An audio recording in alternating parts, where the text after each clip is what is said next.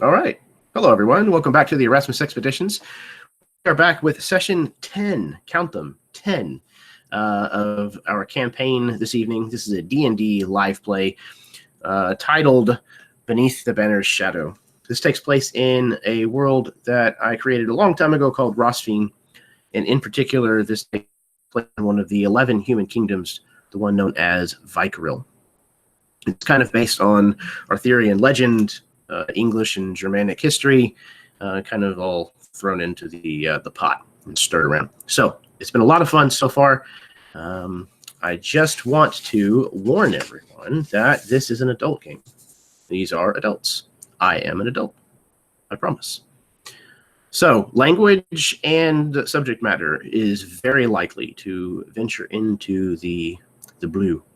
And if that kind of thing bothers you, then this is not a game for you to watch. Sorry. All right. I'm going to pass it over to my players here in just a minute. Oh, before I do that, I wanted to thank once again the artist who did the designs for all but one of the shields that you'll see throughout this campaign. Her name is Rachel Ayers. She was an absolute delight to work with, and she did fantastic work. I highly recommend her. And yeah, hopefully we'll be able to show off some more of those throughout the campaign. Okay, so I'm going to pass it over to my players so that they can introduce themselves, plug what they would like, and then we will get started. So first up, we have Karen. Had to remember the hotkey here. It's always so confusing. Good evening, everyone. I'm Karen. I am playing Ariana Shiel, Corrode elf tonight, and I'm so very excited about this session and what is in store for us as we head back to hopefully save the Baron. I'm sure everything will go according to plan. It'll be easy. Everything will be very smooth. Next up, we've got Josh. Hey guys, my name is Josh. You can find me on YouTube at Rollerbones or on Twitter at RollerbonesTV. Tonight I'm going to be playing Eddard Bainton, the bookish fella out of Warrenton. Kind of coming upon some new information about his family heritage, and really excited to dig more into that and see what's going on in Kerwall otherwise. It's a pleasure to be here.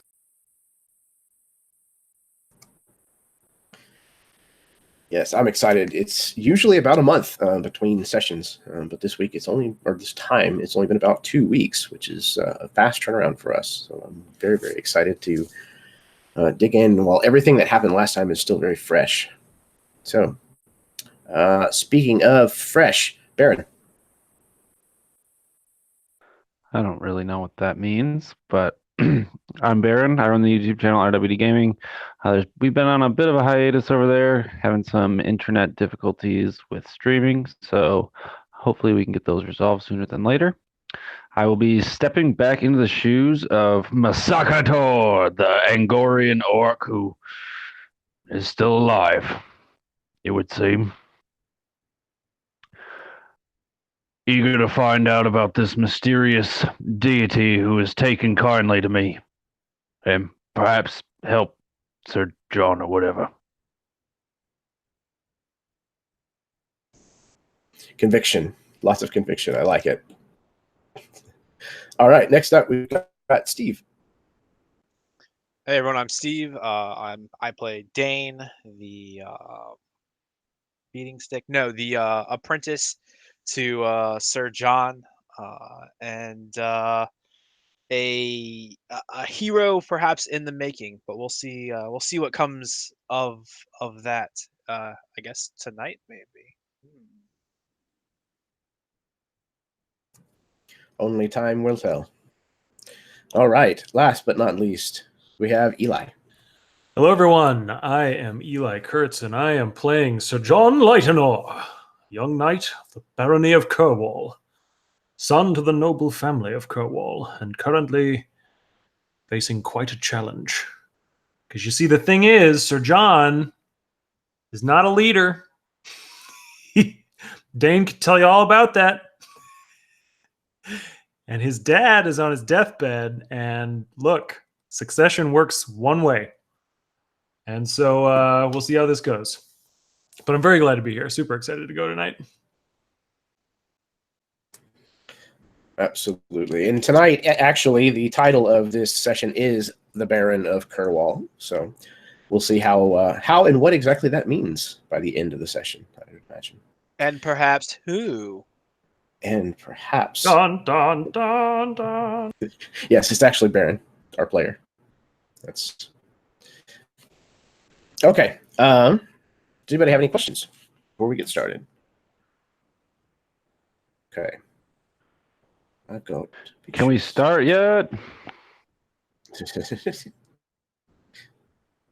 I don't know how that manages to catch me off guard every single time. Okay. Oh, wait. Oh, yeah. Okay, we're gonna do that.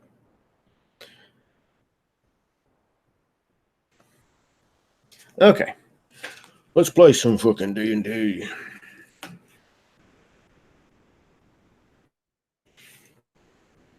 Duty is a promise given action.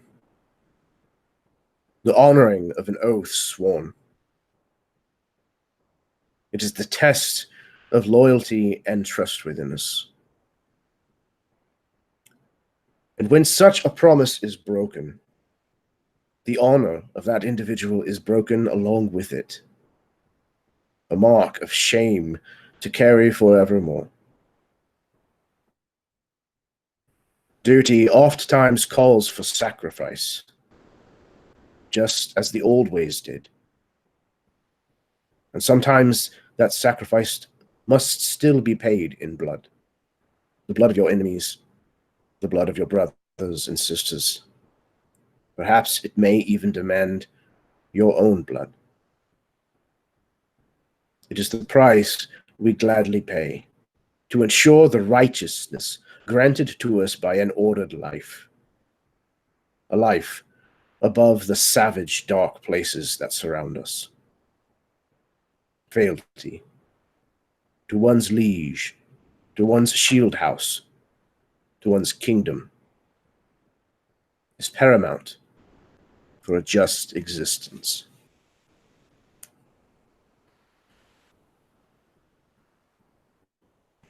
You all ride through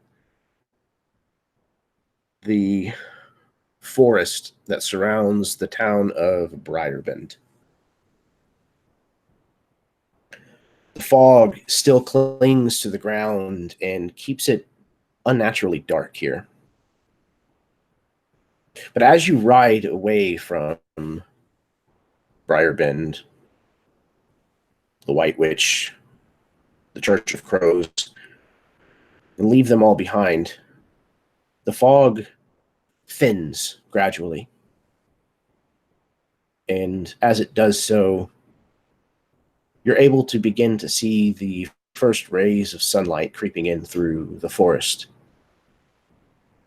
Once again, the dappled light causing strange patterns on the road in front of you that is little more than a worn trail.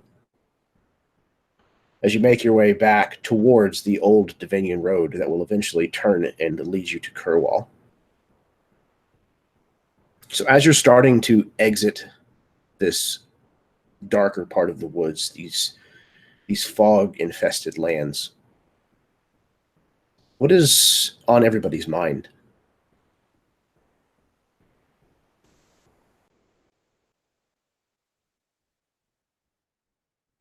Have I noticed a crow following me at all? Yes, absolutely.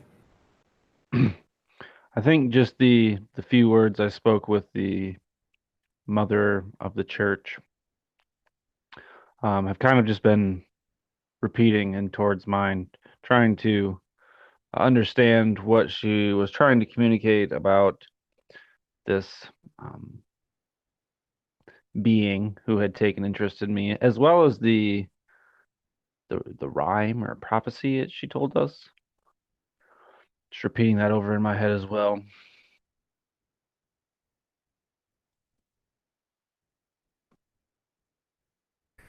I think Eddard's immediate thought is not about the prophecy, because at the moment there are more pressing matters back in Kerwall, and he's kind of thinking about all the different ways that this could go.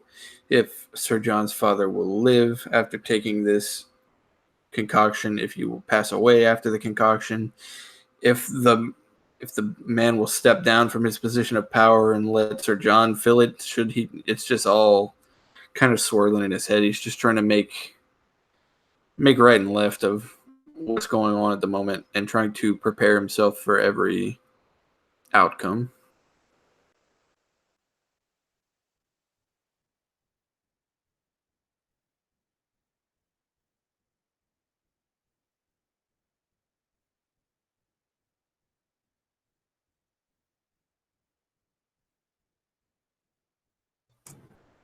Anyone else? Ariana Shial is also thinking the same thoughts along the same lines as Eddard about the man that's right now ruling in the Baron's estate, and wondering how best we should approach once we get there so that we have the best chance of actually seeing the Baron and trying this out, trying this hopefully what is to be a cure.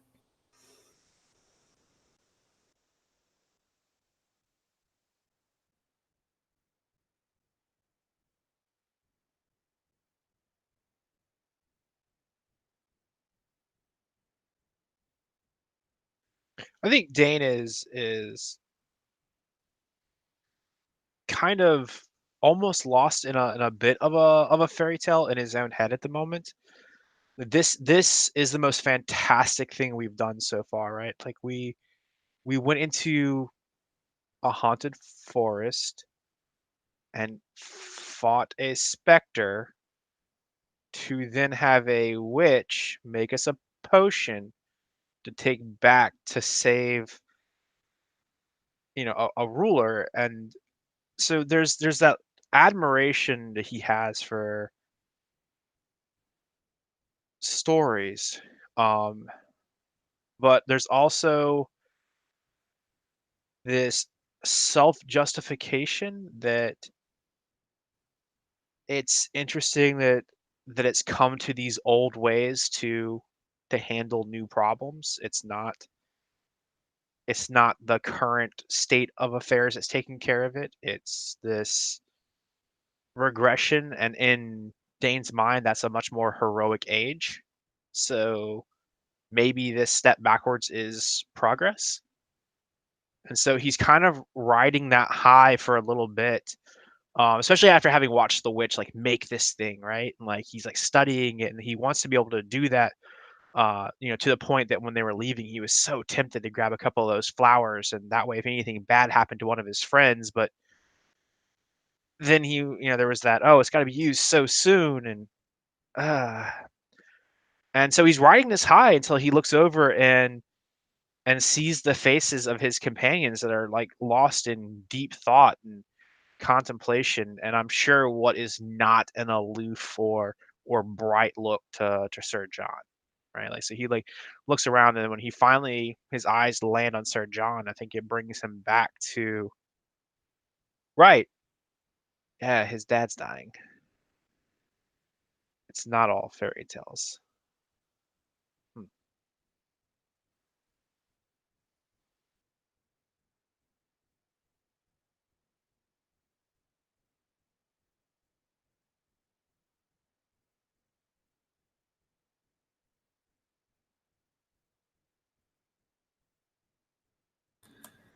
So, Jeremy, I'm curious.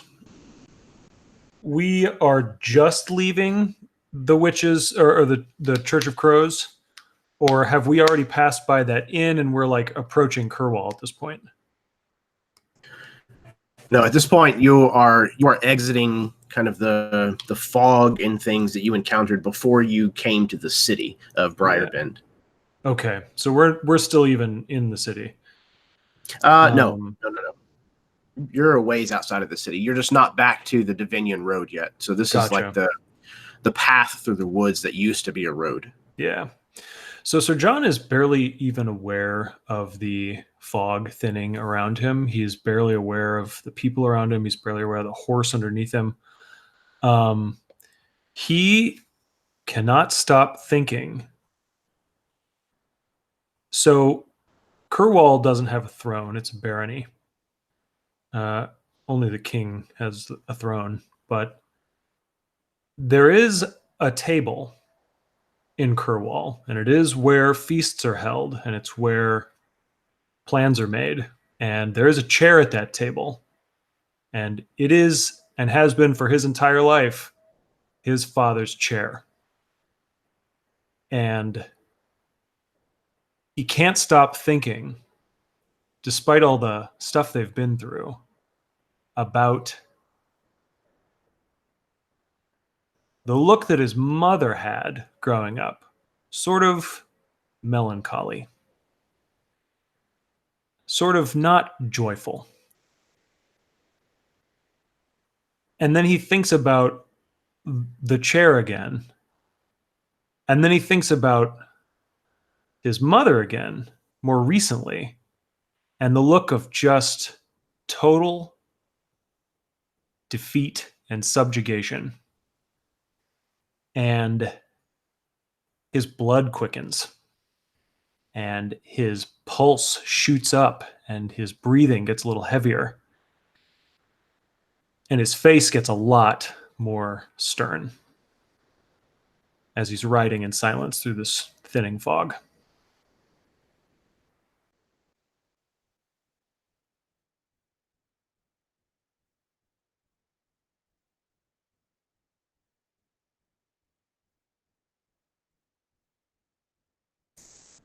I think Tord would ride up to Sir John, in a more of a hushed tone, not trying to speak with everyone. So, what is our plan upon arrival? Sir John is like, it takes a minute for John to really notice that Tord is even talking to him, and then he sighs, like he inhales sort of sharply, and he says, "Eddard," and sort of looks at Tord, opening an invitation, and then spurs his horse a little bit and canters up to where Eddard is moving along. Tord would follow. Okay. And he says to Eddard, "We are returning to Kerwall. It is not a friendly city, unfortunately. I can feel a fight coming."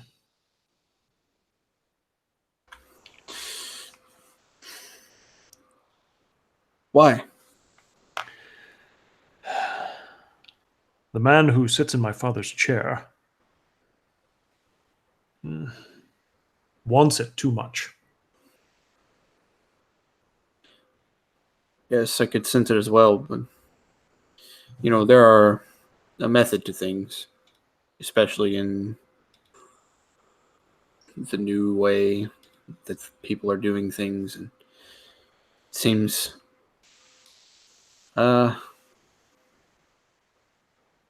it's not good to go against the ways people have been doing things for such time. I think we should at least, should the antidote work, offer him a chance to go quietly. Or if the antidote doesn't work, we offer him the chance to go quietly in your stead. But Sir John bristles at the mention of his inheritance. I haven't asked. What happens if your father dies and this man steps down, or we kill him? What will you do? If my father dies, there are two roads. Either Sir Folchester sits at the head of the table of Kerwall, or I do. I do not know which outcome I dread more. Yes. It's something that is weighed heavy on me. Because it seems either way, everyone loses a little bit. But such is life, I suppose. Eddard, life is one thing, but you said you know something of this courtly life, and that is something I do not know. I played it once, but I felt completely inept. What do we do here? I know Sir Calwart is loyal to me, even if he feels he cannot do anything. I do not know about Unga Byron, the bishop. And I know my mother is underfoot. I do not know what options we have. What intrigues can you work? What of the people of Kerwall? I know it's been it's been many years since you've been home, but since we were there, did you notice how they behaved under the rule? I was ever their darling as a promising young knight. And now, to return, it is as if I am a stranger.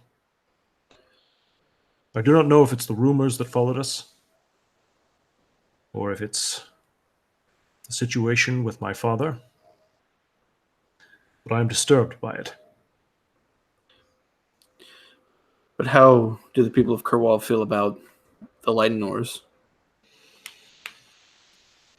My father is a hard man, but he is not a cruel man, I suppose. A just man, I'm sure. More often than not. I am not sure how much love he has won over the people. Those are our weapons of courtly intrigue. Love and rumors. Sometimes one is more powerful than the other. What can you do to hone them for our purposes? And an image flashes through Sir John's head of the crossguard of a sword as he says this to Eddard.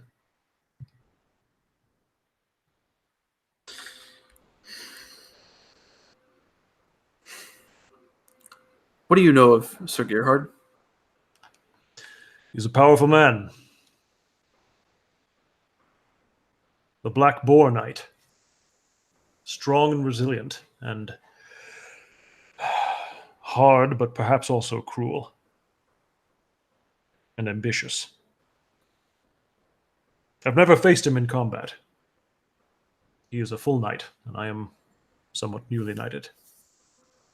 Yes, I understand. It's been some time since I sat around and listened to the goings-on of the court, but if the people don't like their leader, it won't be hard to get them to rise up. However, the entirety of Kerwall sits below Sir Volchester.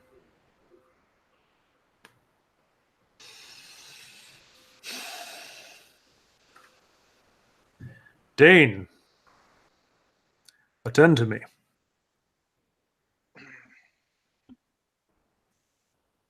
Yes, Sir John? You and I and everyone else here are facing a test, a mighty trial. And as he's talking to Dane, the image of the grip of a sword flashes in his mind, his hands sort of wrapping around it, gauntleted. And he says, "You have a way with words that I honestly would never want for myself. But I'm told words win the people. And I do not know that our people are one.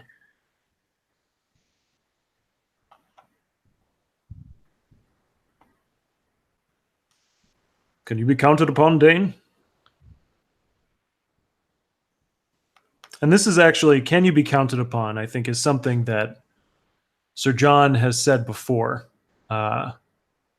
When Dane has learned a lesson about swordplay or about grooming a horse or about physical fitness or something, the next day or the next time they do that lesson, Sir John ends up the introduction with, "Can you be counted upon?"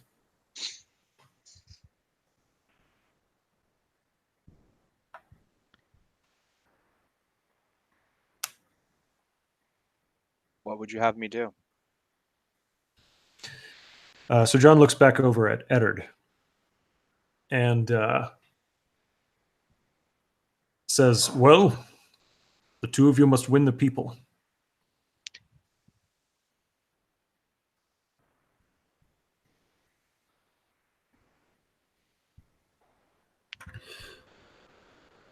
I have a question for you, Sir John.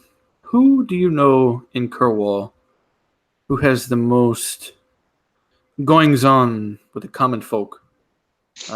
Who brushes elbows with the peasants? Jeremy, I kind of want to pass this to you. I'm open to anything here.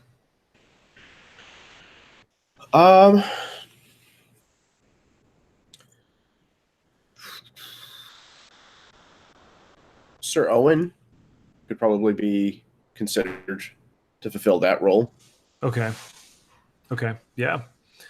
So Sir John considers for a moment. So Owen Calwart, who imparted knightly skills to me, he knows the people. I spoke to him of the people while we were in Kerwall. It seems to me he is our ticket to swaying the folk. Obviously, you can't talk to every peasant in a day, but if somebody, the right person, gets a hold of the right knowledge, it can spread like wildfire. Sir John looks back at Dane. Then he says, "Well, my young squire, I think it is time you were introduced to part of your lineage."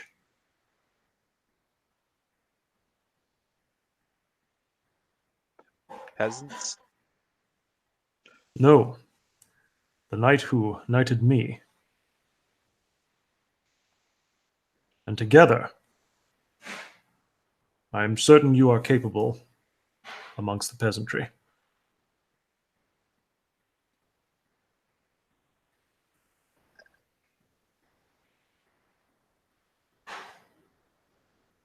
But how are we to win the people? That's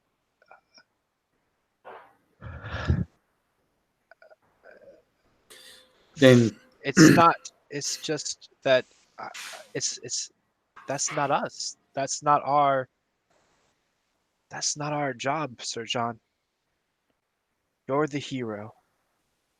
You're the knight. You're the and like Dane looks for a moment to find the word darling.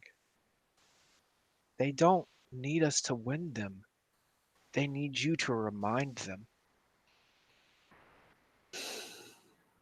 And we can help.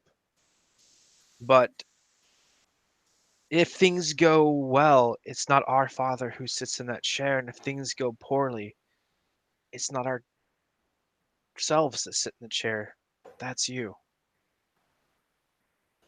If what you want is me to talk about you in the taverns and inns, that's not different than what I've done when you're not looking.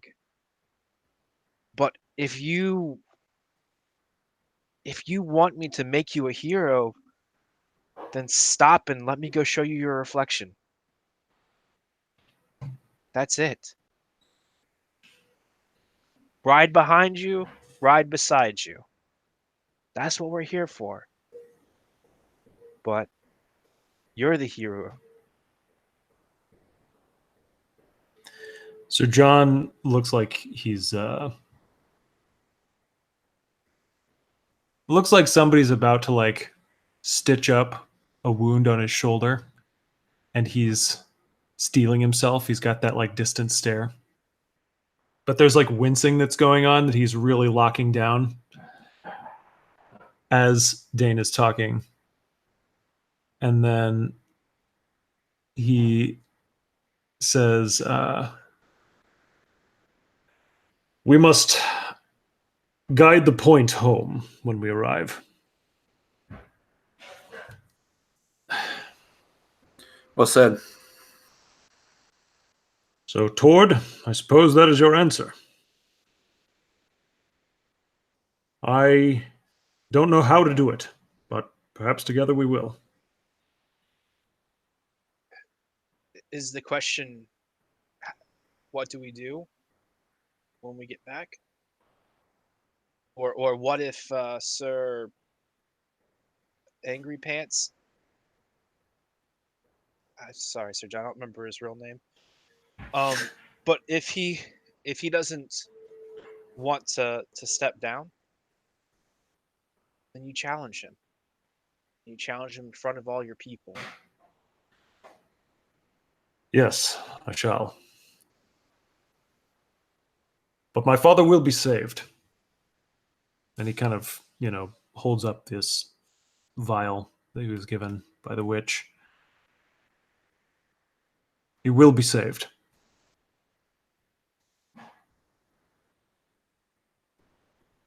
Just then, all of you hear a voice echo to you as you're exiting this fog. And what did she want?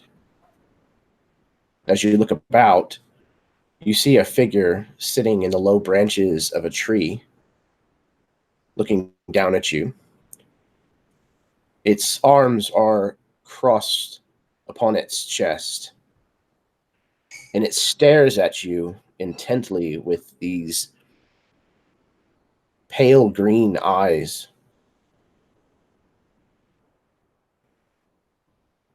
Well, what does she want?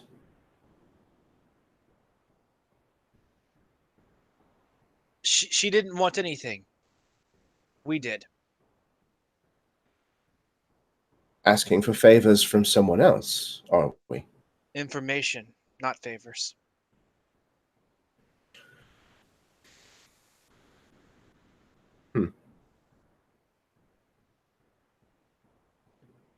Did you acquire what you were looking for? We did.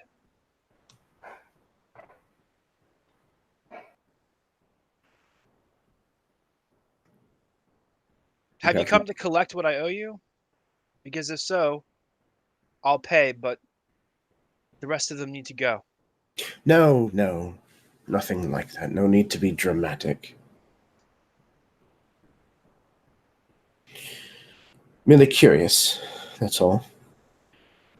This being it comes across as being very, very apparently jealous. And there is no hiding that fact at all. Almost like a petulant child.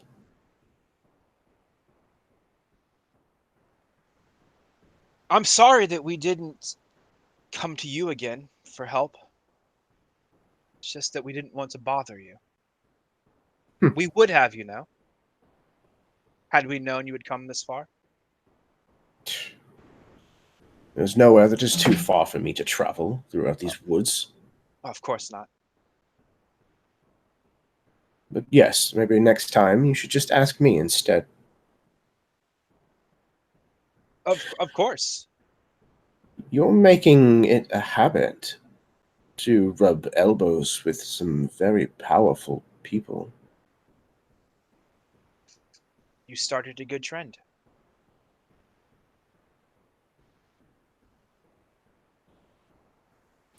I know who it is that watches over your shoulder.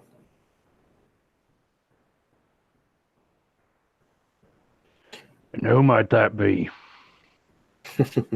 I'm not in the habit of exchanging names. Not for free.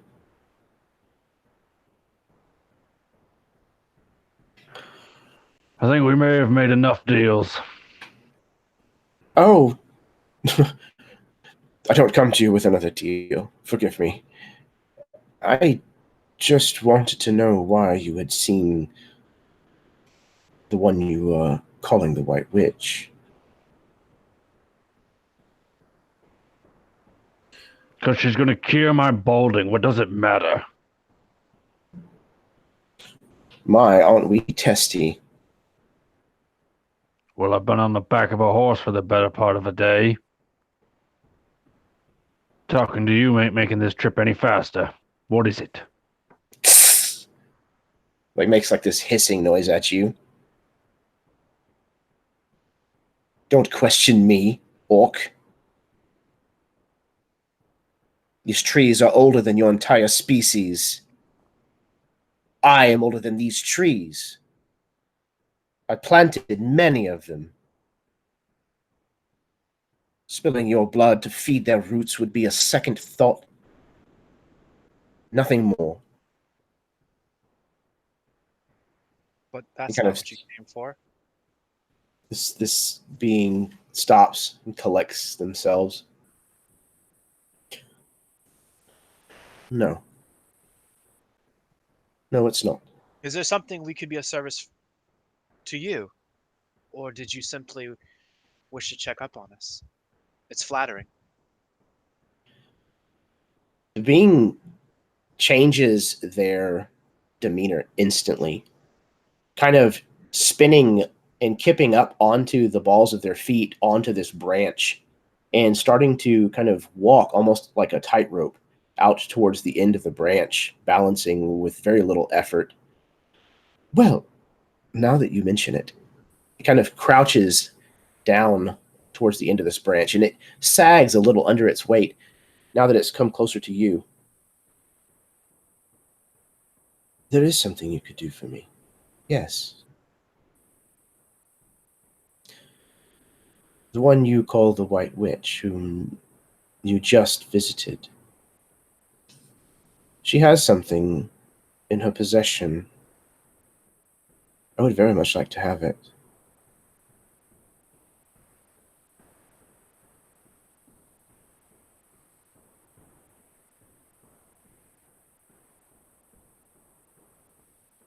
Oh, silence.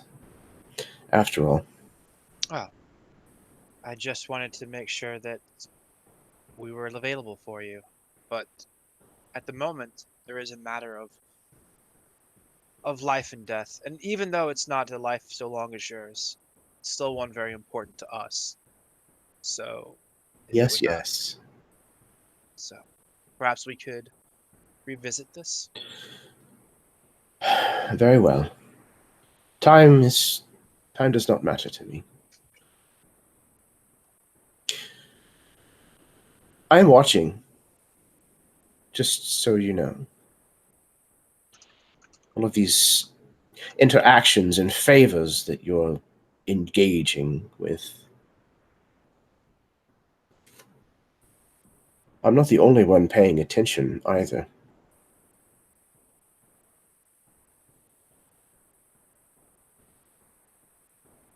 They stand back up and walk backwards along this branch just as easily as they had come forward. Until next time, then. And as they reach the bark of the tree, the trunk, they phase backwards into it and disappear.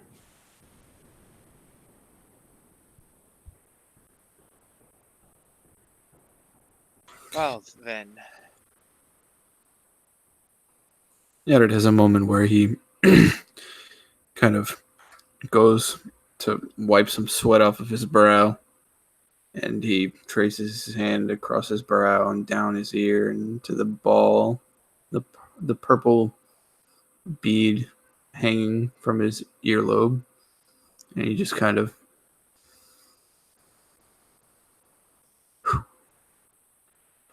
somebody who's not loose with information. She sure demands a lot from us.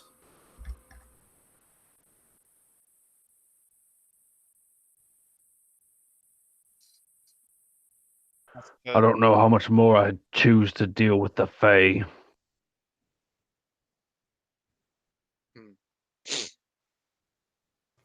It's not always a choice, you know, Tord. You kind of have to. They make it so. Well, that's where you're wrong. That's where we differ from the Fae. They don't have choices. We do. Have you ever thought of just saying no, walking away? I ain't going bald. Are you kidding? Look at this head of hair. I would take off my helmet and you'd see like the greasy, matted tendrils of my hair. You'd probably be better off if you were going bald. With that mat on your head. Speak for yourself. But that's missing the point.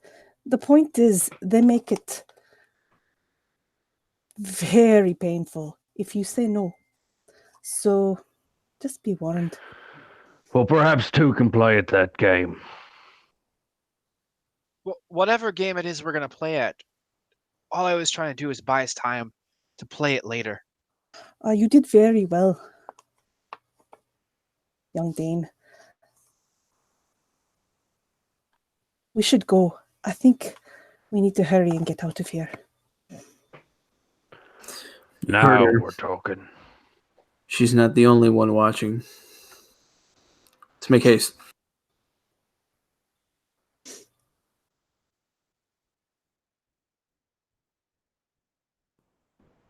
You spur your horses forward, coming to the old Vinyan Road in no time. You travel on, and just moments after your encounter with the Fae, the rain begins. This is a good, solid Vykarilian rain. This is coming down in sheets. The visibility at stages is 100 yards at the most. But you continue on. Your horses are used to this. They trod through the mud, trying to find the best places that they can walk. You get about halfway between the turnoff to head towards the Church of Crows and back towards Kerwall. And you have been seeing quite a few people traveling towards Kerwall. Most of them have pulled off to the side and made camp or sheltered in their wagons or their carts while the weather's bad. But most people are going that direction. Probably more people than you might expect, actually. But you do see 4 riders coming away from Kerwall, and they seem to be riding rather quickly. All of them, all 4 of them, have their hoods pulled up.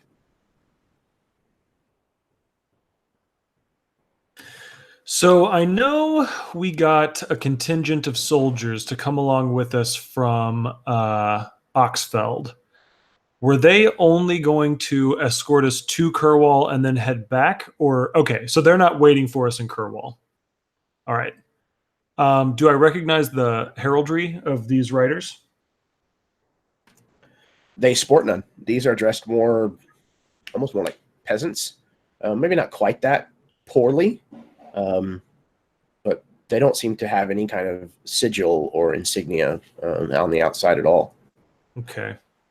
So it look like they've been riding for a while, or does it look like they've been riding hard for a while, or does it look like they sped up when they were within eyesight already?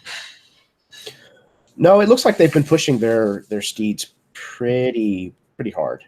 Okay. So I guess Sir John's instinct would be to kind of canter off to the side of the road. I know we've got that No, the wagon is back in Kerwall too. Anyway, yeah, he would get off to the side and let these people pass. Jeremy, I'm gonna slip off my horse and away from everybody else.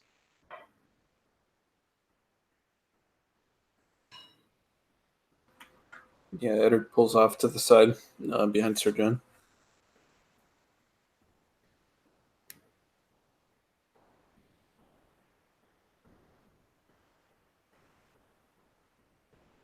And where were you headed, Dane? Just off to the side of the road.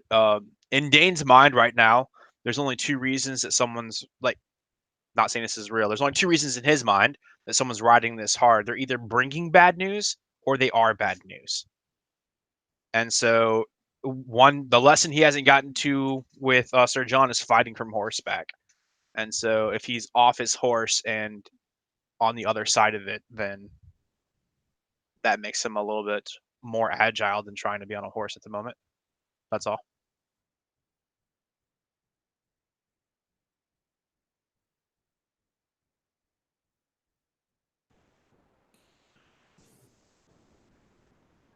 Okay. Dane, do you have any kind of special vision? So I have Devil's Sight, so I can see in darkness up to 100 feet. Okay. Then if you would please make me a perception check.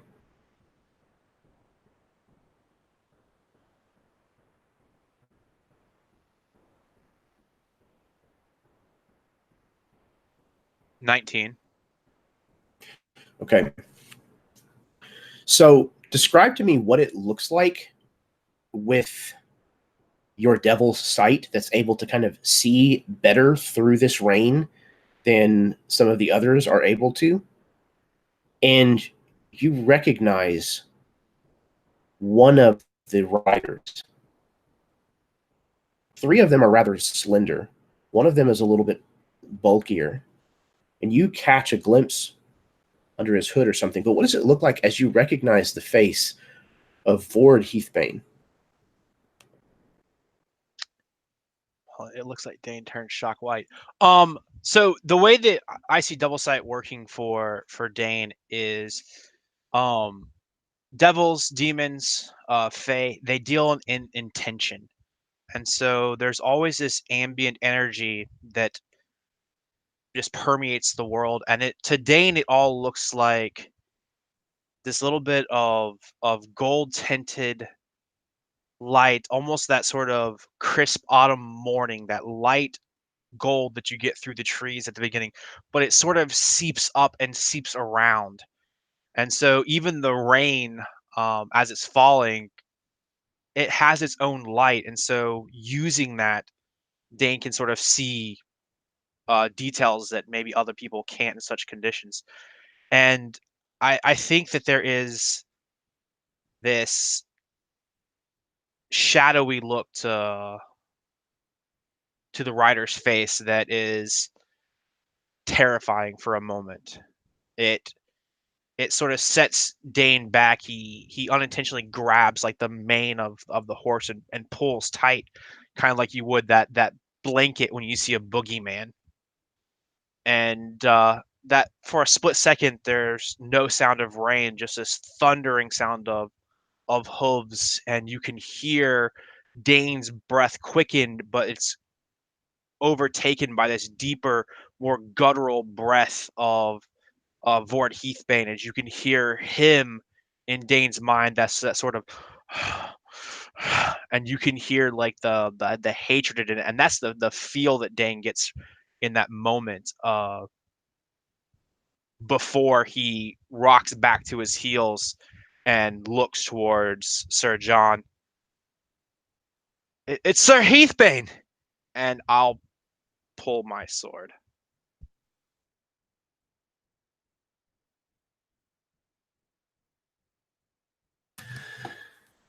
I feel like I should know this name, but I, as a player, do not recognize it.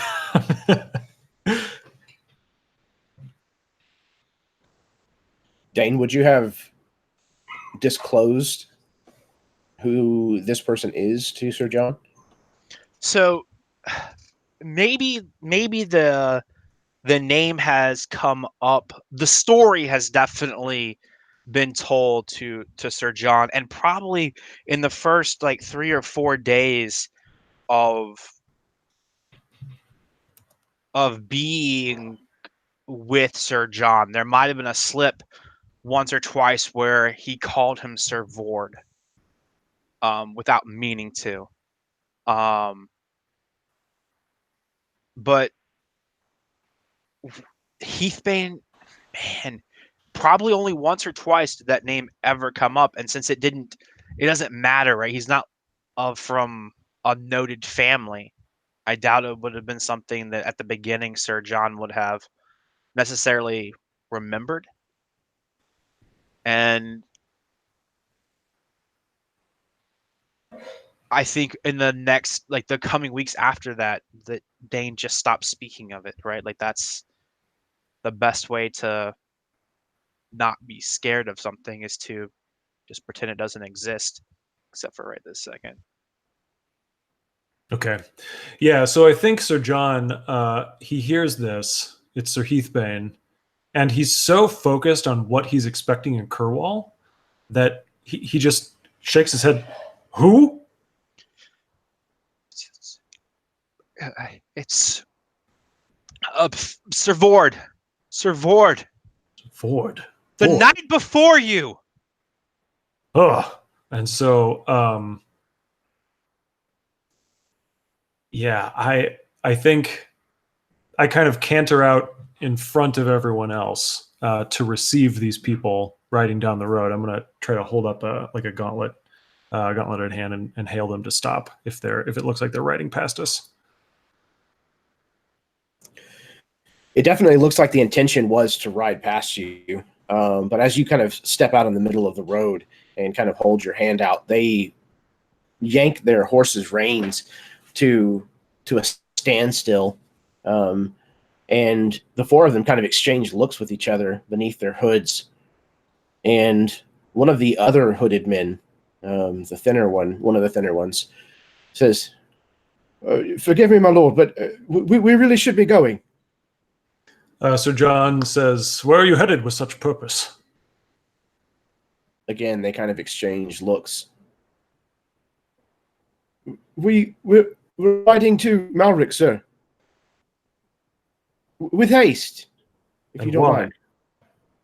What's in Malric?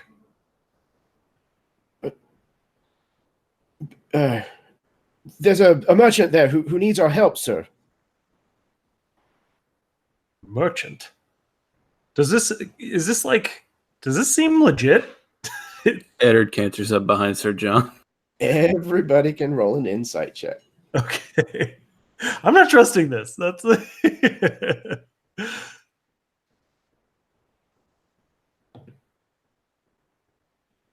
I got a 12. I got an 18. Okay. So, Sir John, Eddard, and Dane, the three of you realize that something is rotten in Denmark here. Like this, something is not adding up. And these individuals are acting really strange. As soon as I make the connection, I say, "I am Sir John, son of House Lytenor, and scion of these lands. Tell me the truth." Yes, sir. We know who you are. There's this rumor that there's Mellowing soldiers that are making their way this direction at some point. We don't want to stay.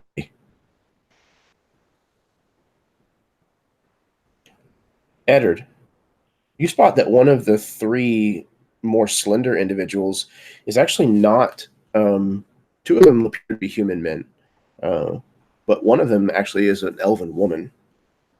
And you can see beneath her downturned hood that her face has cuts and bruises and scrapes on it.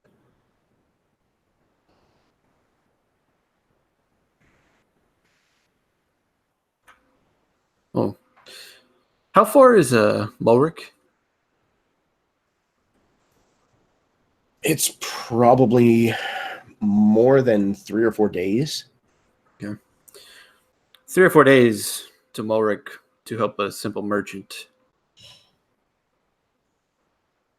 Maybe would have worked on somebody who was born yesterday, but not to me. Eddard turns to look at the woman, and he kind of tries to catch her eye. She's with you. The one of them, and the one that's been speaking, kind of shoots a look back towards her, and then back towards you, Eddard. Aye, she is. She says, "Yes, sir. Yes, my lord. I am." Yes, she looks hurt, and the rest of you look fine. What's the meaning of this? The woman speaks up. "Oh, sir, you don't. There's no need to worry. The guards in Kerwall did this to me." Can I roll an insight check? Sure.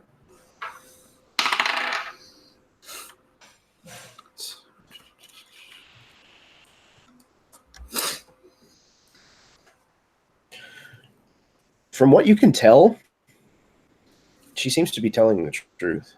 And you know that there are places and there are people who would be more than willing to work over an elf. Yeah. So the Kerwall guard attacked you. Did they attack the others? No, sir. Just me, because I'm an elf. Yes, you're here to try and understand. So, John, what do you make of this? They seem to be telling the truth. Yes, both that they have faced hardship and that they are abandoning the walls of Kerwall. You are scared to fight Melowain soldiers? No, it's just that the Melowain soldiers they'd come to occupy to fight the Lathelbrun soldiers.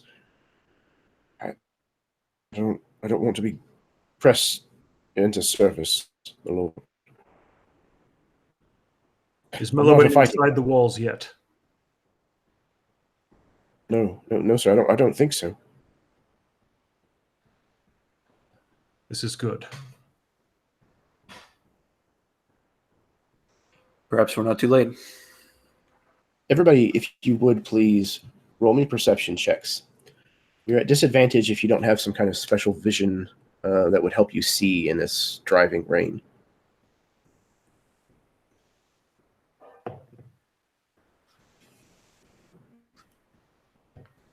With disadvantage, I got a 15. Okay, that's 7 for me. dark vision does count. Yes, Ariana.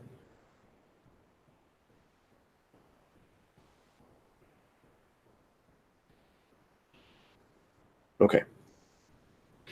Eddard and Dane, both of you notice the two slender human riders. Their horses are kind of shifting about a little bit, and they bump against one another, and a small scrap of paper exchanges hands. Very, very deftly, very quickly, but both of you notice it. Do I see who has the paper now? Yes. All right, I cast Hold Person on them. Yeah, okay.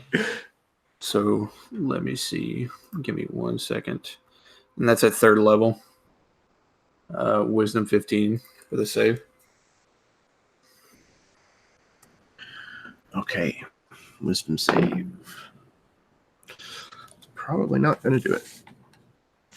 Pardon me. I'll say that.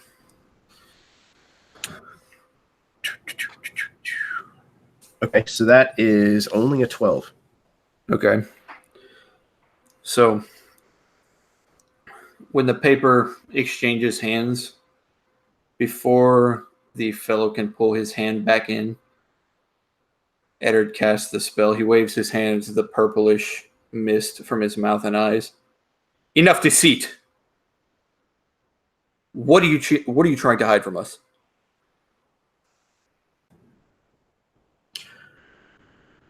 The other man that had just passed the paper looks to you in surprise. He calls out loudly, "Black magic! Black magic!" And as he does so, he reaches down and grabs the piece of paper out of the paralyzed man's hand and spurs his horse as hard as he can. The elf does the same. Can I cast command? Yes, you certainly can. Each of you has time to react. Yeah. Basically, as Eddard has cast his spell. Yeah, just as they spur away, the man who grabbed the paper, I'll just halt. Excellent. DC 14 wisdom. Wisdom as well. Okay.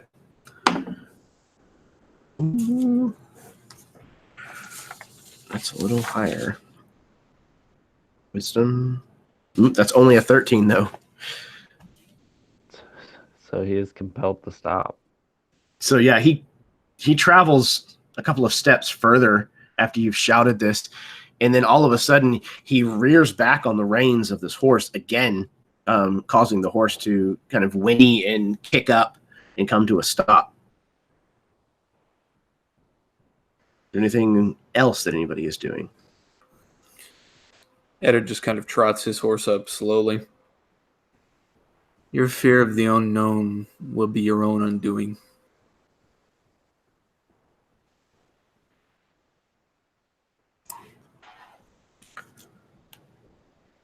Okay. Does she There's keep on? nothing- Does she keep on riding?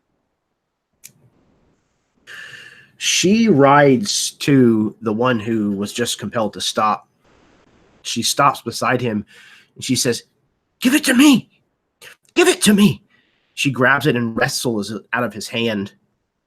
And then she also is kicking her horse. I will cast riding. Cloud of Daggers about 10 feet in front of her on the path. Ooh, okay. What does she need to do? She does. She needs to stop. Is there no saving throw? Oh, sorry.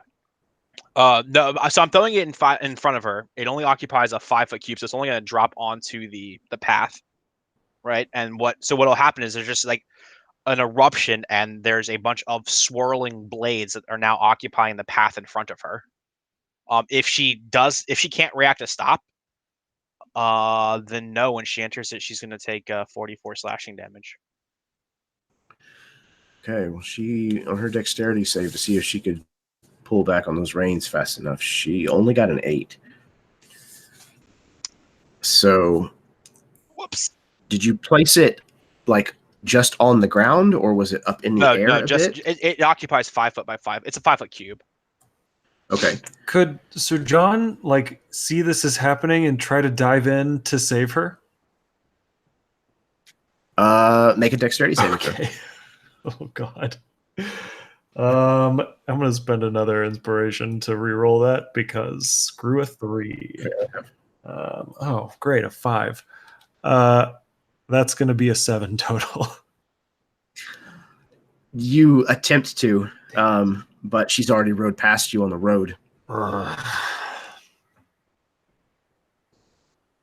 She tries to pull back on these reins, and one of the leather straps of this rein snaps as she pulls on it. The horse doesn't stop. The horse is the first thing that goes into this wall of blades. Its face and head, front quarters, legs are just torn apart, and she is thrown violently forward. The lower half of her body and her hands, as she's kind of flying forward, go through this area where all of these spinning blades are. They make several vicious cuts on her limbs and appendages, and she goes face first into the mud on the other side of the whirling blades and screams in agony. Dane, Sir John rides over to Dane and picks him up by the collar and takes him over and throws him at this woman's feet. No, you don't. No, you don't. Yeah, yeah, go ahead. So you grab my collar, and I reach back and I grab your hand, and I pull. No. Yeah, it's gonna be a grapple check, I suppose, because I'm. You're not gonna talk down to me, boy. That was a natural 20. I'm gonna use inspiration, see if I can even get close. So 24 total. Mine will only come out to a 20. Tool.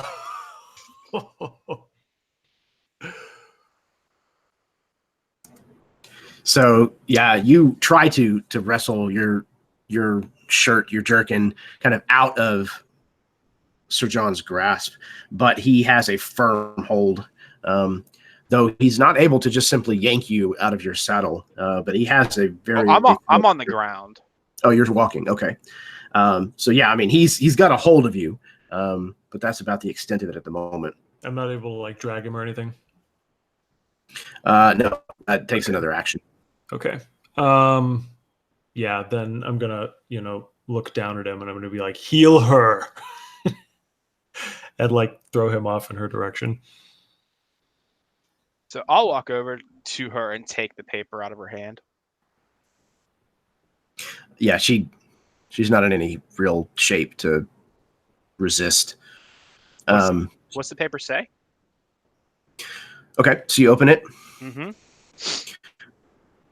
It is written in Elvish. It's a small piece of paper that has some kind of phrase written in it. Hold on just 1 second.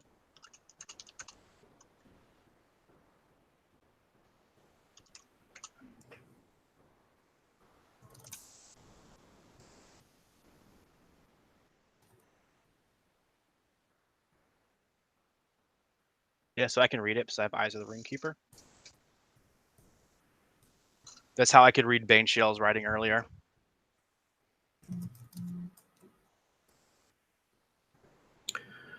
Excellent. Okay. Let me just 1 second. All right. I'm going to drop it here in the chat.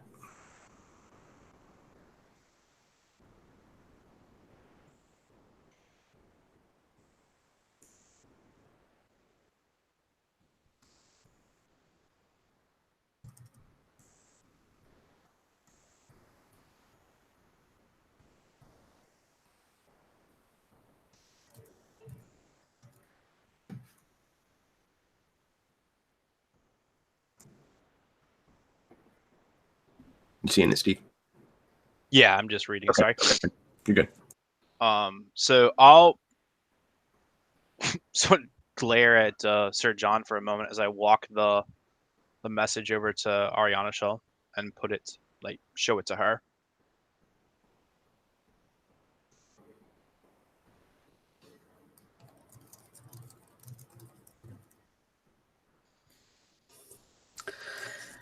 And Ari's reading this.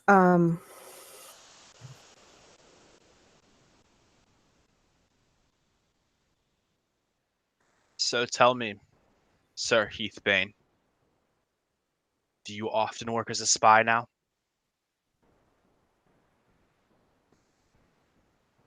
He shifts his weight out of the saddle and lands in the mud with a heavy splash. You can see a tremor run across Dane's entire body. He stares at you, Dane, from beneath this cowl, and then reaches up with one hand, this leather gauntlet that has several fingers of a different color as it's been stitched and repaired. The road knight, Void Heathbane, pulls back his hood, narrows his yellowish eyes at you, Is it you, piss bucket?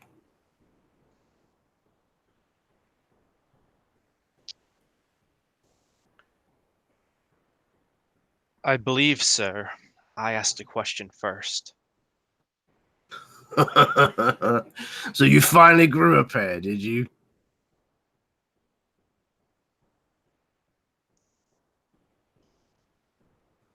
So I'll take that to be a yes. I'll tell you what, piss bucket. I've got an answer to your question right here. He reaches back on his saddle and pulls his greatsword, a weapon that you are familiar with. It's a weapon you've probably sharpened many times. He falls into a stance as he rolls his shoulders and puts his second hand on the palm of this sword. Who wants to die first? So John rides up between him and Dane. And he's got his halberd sort of still stashed in the back of his horse or whatever, but he reaches back and he grabs it as if he's ready to pull it at a moment's notice. And this guy just said, who wants to die first? Mm-hmm. I mean, I'm down to attack him. I think I would draw the halberd and hold it in my hands on horseback. So, we rolled initiative already. As it turns out, the hooded individuals are able to go first. As it stands, none of them are actually in a condition to do anything at the moment. But I believe at the ends of their turns, they're able to repeat some saving throws. Okay. So wisdom, the first one was a 15 against Eddard. Mine would only be for one round, so. Okay. Eddard, the man that you had cast Hold Person on suddenly begins to move again. You can see the effects of your spell are wearing off now, and he's regaining control. Tord, the one that you commanded to a stop, kind of looks around, realizes that something had taken a hold of him for a moment, but he's now shaken it loose. He is going to attempt to snatch the piece of paper from Ariana Shial. So Ariana Shial, I need you to make either an acrobatics or an athletics check, please.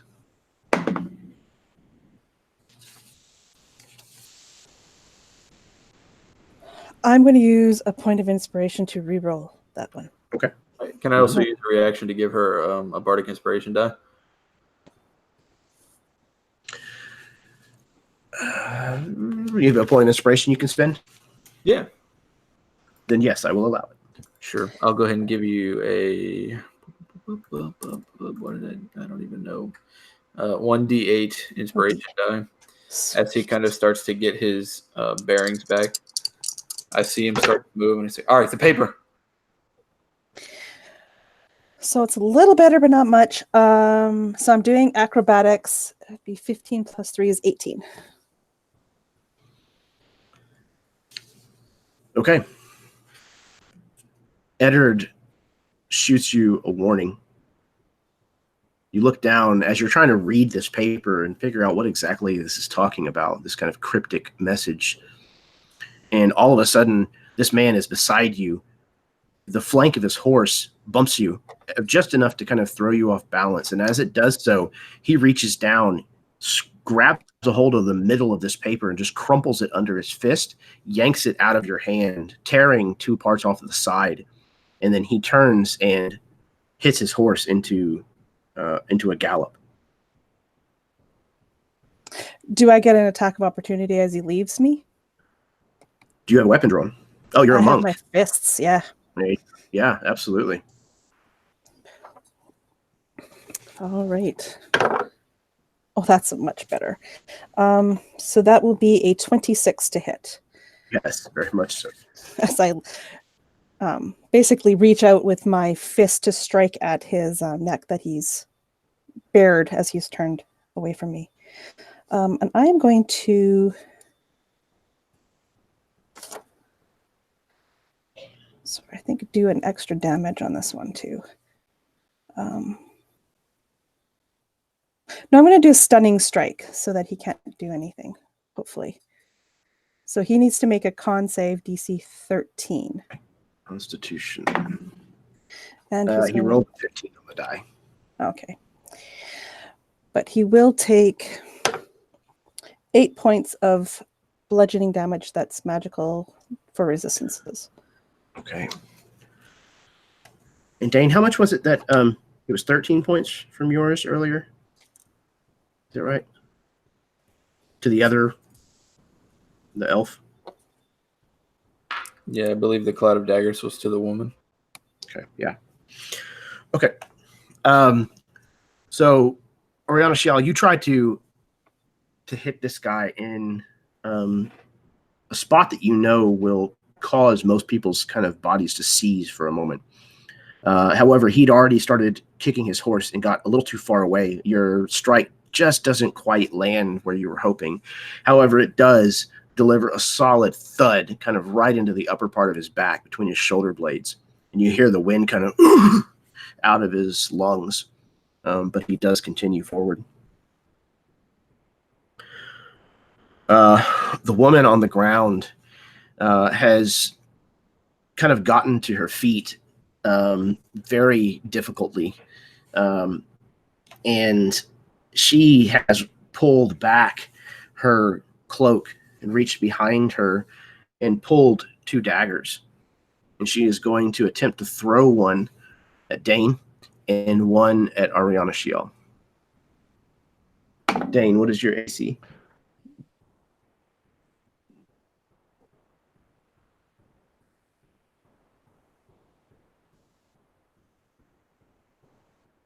I still can't hear you, Steve. Double muted gets me every time. 15. Okay. That is going to hit. Okay, let's see.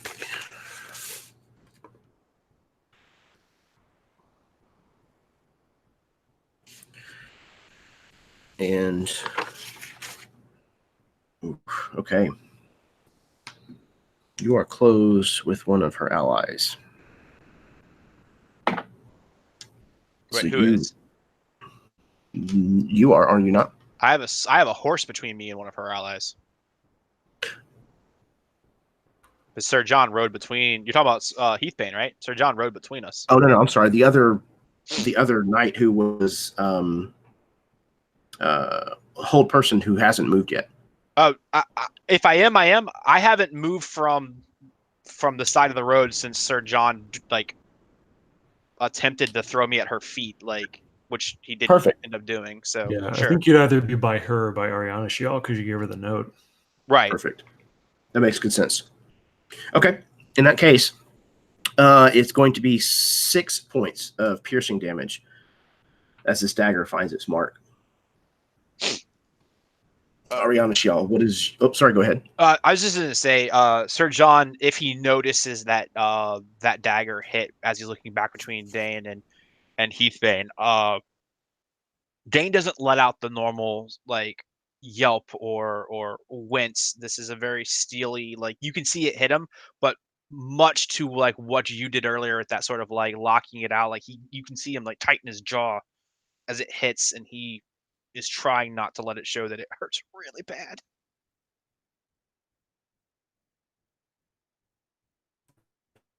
Likewise, Ariana Shial, this one finds its purchase on you. You will also, I don't believe, are beside any of them? No, just the one that was riding away. Yeah, he was the only one beside me. Okay, and so that's going to be 3 points of piercing as it hits, but not quite as solid.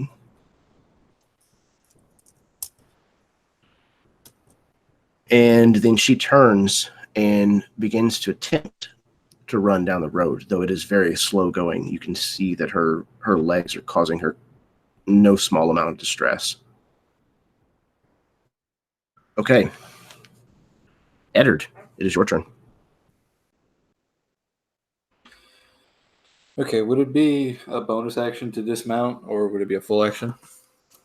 I think it takes 5 foot of your movement, and that's it. Okay. All right. Well, Eddard is going to dismount, and with his action, he's going to cast invisibility, and let's see. He's going to hold the rest. So that's it. Yeah, he kind of dismounts his horse, whips up his cloak real quick, and a flourish in front of him, and just vanishes. Excellent.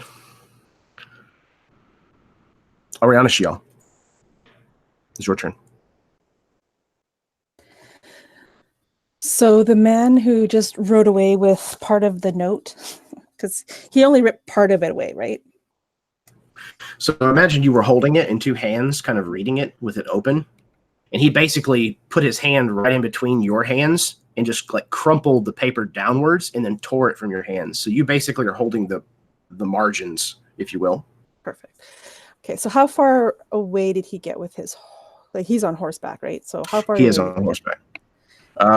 Movement is I think it's 50. We'll call it 50. Okay. Yeah, Ari's going to take her. So it's 5 feet to get off the horse. Is that right?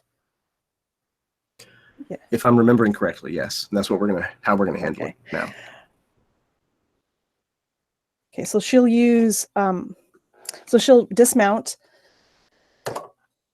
and then pull out her bow.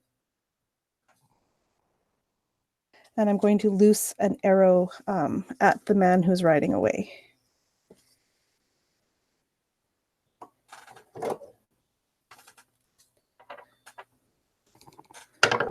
All right. Oh, so bad at rolling. That will be a 10 to hit. You shoot, but this rain is coming down really hard.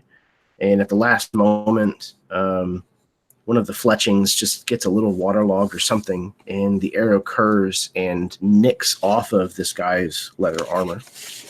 Okay, so I have an extra attack, and I'm going to try this again. I will loose another arrow on him. Okay, that's a nat 20. So I was able to refocus and shoot at him. And that will hit. Yeah, I'm going to use my bonus action to make this deal an extra D4 of damage as well. So, okay. So short bow. So it's max damage plus roll, right? That's how you do it. So your maximum dice damage plus all your modifiers, and then you roll all of your dice and add your modifiers a second time. Okay, and I'm also going to spend a key point to really make this arrow hit home. So that's an extra D6. So 12. We call this vengeance. Yeah, this is the no nonsense. Sorry, math is hard. I'm adding it all up. Hell has no fury. 8, 12, 16. So 36 points. Jesus. As this arrow, I hope go ahead impales him. Yeah, go ahead and describe that. So yeah, you see Ari, she jumps off the horse and gets her bow ready and shoots the first arrow, which goes very wide. And you can tell that it was like a test shot, just so she could get her bearing. And then you can see that she just takes another, like kind of a breath, and it's almost like in slow motion. She grabs another arrow, holds it, and then as she lets out her breath, she looses the arrow and it shoots through the rain. It's almost like you can see it slicing through each of the rain droplets as it hits to him. And it hits right in that spot where she was trying to hit him with her hand before, kind of at the base of the neck, right by the spine, and just pierces, and it goes right through him and through his neck as he collapses from his horse. Yeah, he makes a sickening noise and slides sideways out of the saddle of his horse and lands with a hard splash in the mud and kind of rolls 2 or 3 times with the momentum, and the horse just keeps going. All right. Dane. So after taking that dagger, like in his left shoulder, Dane is still glaring, I guess, underneath the muzzle of the horse through the reins and rein at Sir Heathbane.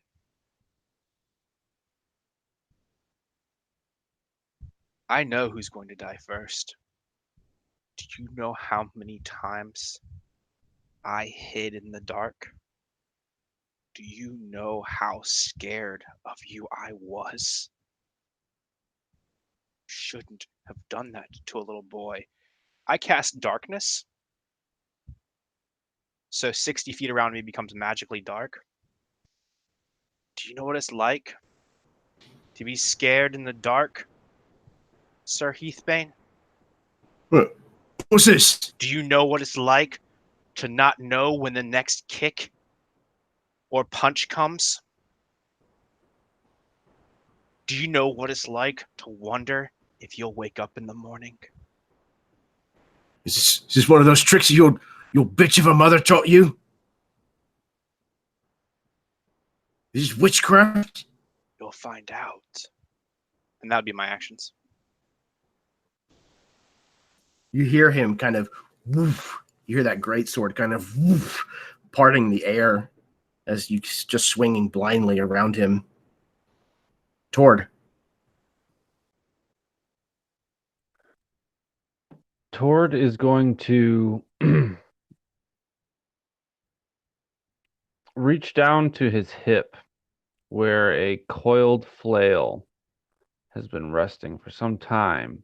It's never been his instinct to draw this weapon, but for some reason there is a calling of some kind.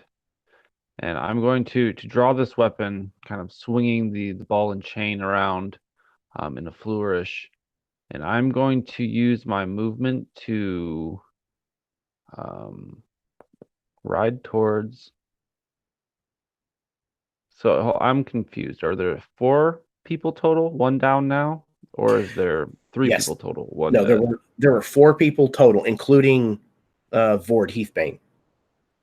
There were 3 more lithe figures, and then there was the road knight here. And one of the lithe figures has now died. The other 2 have been damaged. Heathbane has not been touched yet. I'm going to charge Heathbane and swing at him. He is in magical darkness, just as a heads That's up. fine. I didn't So say if you- Tord was smart. Tord's not smart. He's Okay, just so reckless. if you are attacking him, it will be at disadvantage. That's fine. So goddamn. First one was a 16 and a 13, for a total of 17. Yeah, 17. 17 damage for 6 points. No, I lied. 11 points of bludgeoning. Okay, so you swing, hearing him whoosh through the air, you kind of step in and swing, and you feel the greatsword come around at the last moment and try to parry your strike. However, he wasn't fast enough, not being able to see you, and your blow will end up landing. And as I connect with one blow, I mean, I don't imagine with, 11 points of damage that this is like in his face or anything, maybe across the chest. I kind of carry the swing around for a second attack with my extra attack ability. Okay.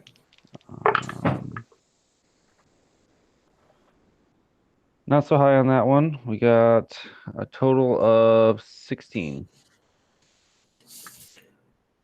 Once again, he attempts to try to parry the strike, but isn't able to because he's not able to see you, and that will hit. The kind of rage that Tord has been bottling up with this confrontation with the Fey creature and just the overall demeanor of these characters, this emotional intensity kind of swarms out of my flail. I'm gonna smite him as well. So bludgeoning damage, I do another 11 points.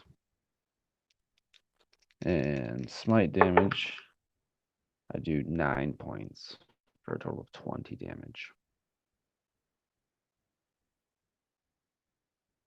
Radiant. 9 radiant, 11 bludgeoning.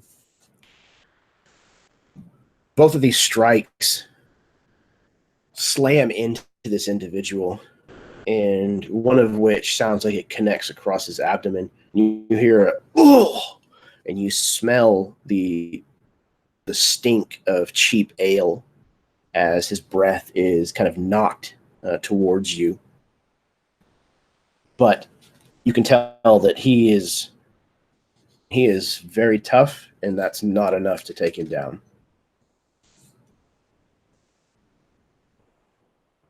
As a matter of fact, he turns his attentions rounding on you toward, again, not that you can see it, but he is going to attempt to lash out at you with this greatsword.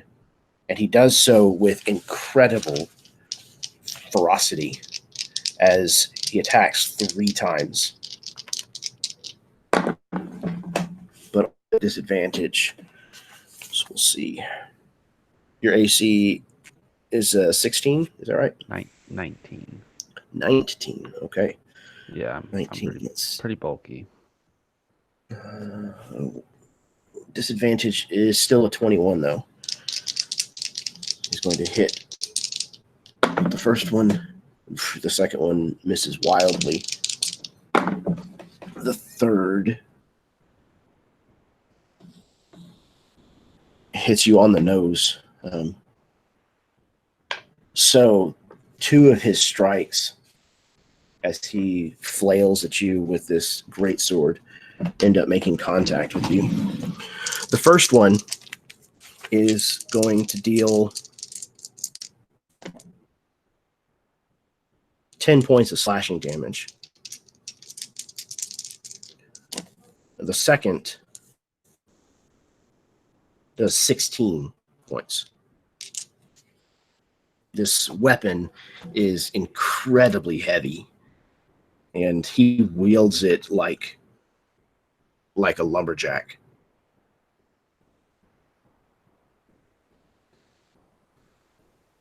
Why, you bastard using black magic! Cut every single last one of you down! I'll bathe in your blood! Sir John. So John is in this magical darkness, I think, too. What was the radius on this? 60 feet. 60 feet? Yeah, okay. Definitely inside this darkness. So he's just going to hop off and off of his horse and then step forward to where I imagine he's like basically in melee range with this guy, or should be, provided the dude didn't move very much. And so John's just going to attack with, so let's see here. He is going to... Just as a reminder, it will be at disadvantage in this darkness. Right. So here's the thing. With Precision Strike, when I make a weapon attack, I roll. I can expend a superiority die to add it to the roll. So would I add it to whatever the end result of the disadvantage roll is, or do I have to pick one of them specifically? Yeah, so you'd roll with disadvantage, take the lowest result, add all of your modifiers, and then you can also add your superiority die as well. Cool. All right. Sounds good. So then Sir John is going to lift his halberd up, but nobody can really see this, and he's readying it for like a thrust. And he kind of sees in his mind an eagle, wings tucked behind it, arrowing toward its prey. And he rolls here. So that's going to be a 12 plus the d8 for superiority die. 17 to hit. Once again, he tries to parry with this large blade of his, but being in this darkness prevents him from seeing the attack coming, and that will make purchase. Okay, cool. So let's see here. Damage is...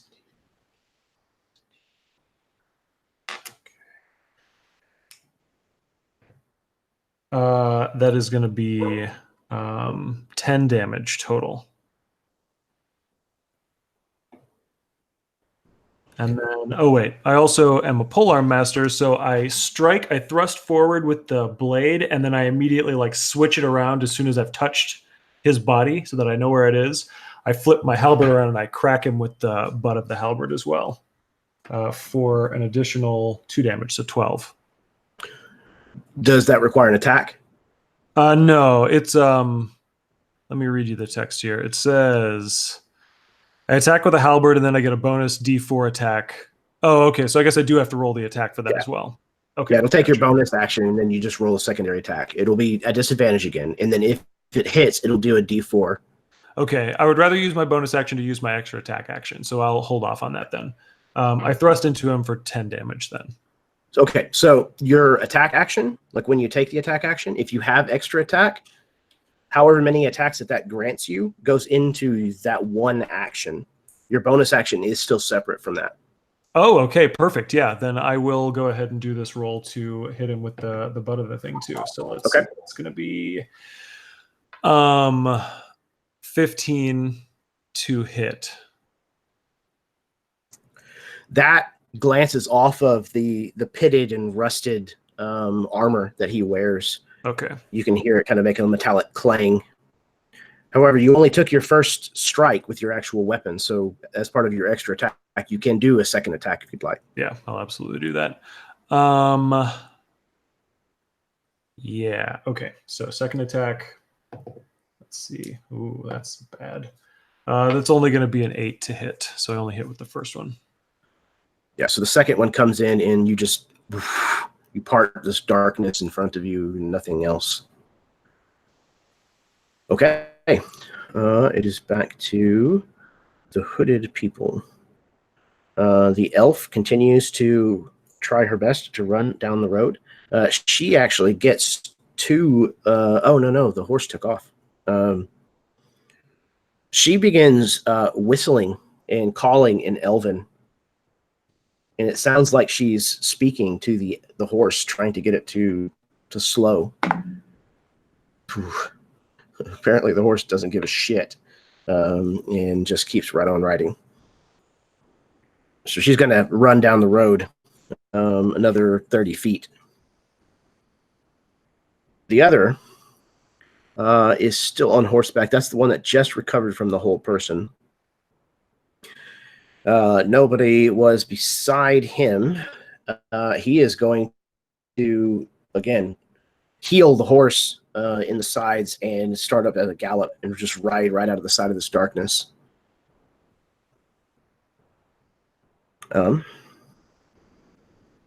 60. So actually, he's going to attempt to get this elf onto the horse with him. We'll see how that works.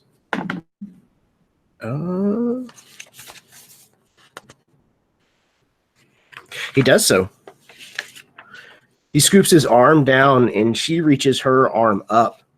They clasp forearms, and with the grace of an elf, she swings up behind him on the horse's back, and they're attempting to ride away. Eddard, it is your turn.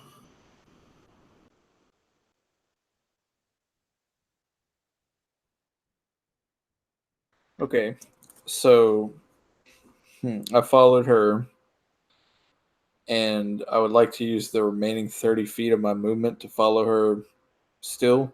Would that put me outside of the darkness?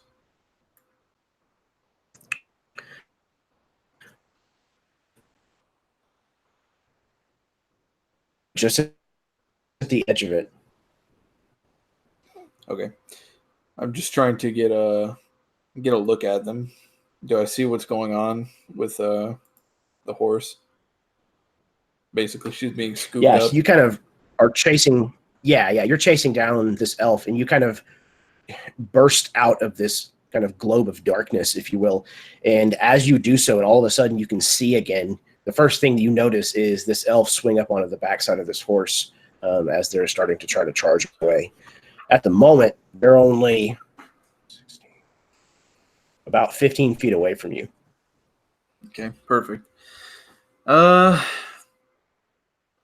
Yeah, I'm going to come out of my invisibility and cast Dissonant Whispers on the horse. Oh, no. Okay. What does that need? It's a Wisdom saving throw of 15. Okay. I don't know what a horse's wisdom is, but I'll look it up here in just a second. You said it's a 15? Yeah, 15 save. It got a 12 on the die, but I don't know if that's enough. Oh my god. Not like Might this. be. Is it a war horse or a riding horse? No, just a riding horse. Then it's +0. Okay. Oh, bless you. What do these fellows do? What do these whispers do? On a fail save, take 5d6 psychic damage. Okay. Let's see here. 7. 18. I'm pretty sure that's more than a riding horse has. 24. Yeah. Okay. So what does it look like as your dissonant whispers visibly kills this horse? I think that there's a moment where the elf looks out like behind to the globe of darkness, and she kind of takes a long as she sees materializing out of the black coming from his invisibility Eddard, and he just screams, "Ah!" And the horse's head just boom blows up, like explodes, falls to the ground, hopefully putting both of them on the ground as well. Yeah, the horse's head kind of just bursts like a melon, and it takes like 3 or 4 additional like galloping steps forward before it completely folds and falls to the ground. And once more, the elven rider, and this time the human rider that she was sharing this horse with, are flung to the ground harshly. And there's this moment where he's like walking towards them. Well, just for flavor, because he's obviously used all his movement this time. And there's still just a tinge of magic on his voice as he yells, "Enough!" And it's like 3 octaves just kind of layered on top of each other. It's real dissonant. Fantastic. All right. Ariana Shiel. So I'm not sure if I was caught in the darkness as well or not, but if I was, I'm going to use the sound of Eddard's voice to pull me out. It's plenty loud. Yeah, same with the poor horse. And as soon as I see the 2 of them, I guess, fall off this poor horse as it dies, she would lower her bow and train it on the human. "Don't run, or I'll skewer you too. Skewer you too." And I'm going to ready an action, so if they do try to run, I am going to shoot 2 arrows at the guy in his back. Okay. Make an intimidation roll, please. Okay. Ooh, I rolled a 1 on the die, so for a total of 5. All right. So you issue your stern command You're not sure yet if it's going to be yielded or not. It probably comes out a little shaky as I see the what remains of the horse. So. Yeah, it's probably writhing around a little bit, kind of kicking its legs. Dane. So I can't keep it expanded, so the darkness contracts to the normal 15 foot. So you hear this sort of as that globe drops, centered on Sir Heathbane. So it's 15 feet now around him, and a very disconnected Dane walks into that 15 foot of shadow. Don't know what it was like. You were supposed to be a hero. You were supposed to be a good guy. You were supposed to teach me. I had read so many stories. But you needn't worry, Sir Heathbane. I've found a real knight, and I'll attack him because I can see him. Yeah, and he's swinging violently, kind of trying to hone in on your voice as you approach him. All right. And I'm going to use Booming Blade when I do attack him. Okay. I told you everything you know, piss bucket. So it will be a 17 to hit him. Once again, he cannot see this coming, so he attempts to parry it, but fails, and that will strike. Right.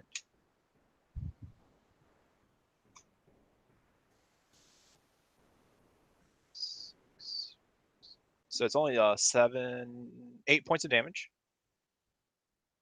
But if he takes any movement in his next turn, he will take an additional D8 thunder damage. Excellent. So as Celestial, the sword bites into him, you can see a shimmer of bluish energy like ripple across the engravings on the sword that have finally been polished and brought up to the surface, and that blue crackle runs up the metal armor of Sir Heathbane, just sort of sitting right there around the collar, waiting for that moment that he makes that mistake. And because this is magical darkness, even the glow of this spell goes unseen to him. Tord, it is your turn. So did this magical darkness dissipate completely or just to the 15 feet? It's just dropped down to 15 feet. Unfortunately, I believe that still encompasses me. Yeah, if anybody who's engaged with melee on him. Yeah. I think my nose is bleeding because he smacked me. Yeah. He I just hit meant, me. Yeah, I just meant on the nose of your armor class, but Well, yeah. no, you dropped me about half my health in 2 hits, so I got roughed up pretty bad. Yeah, for sure.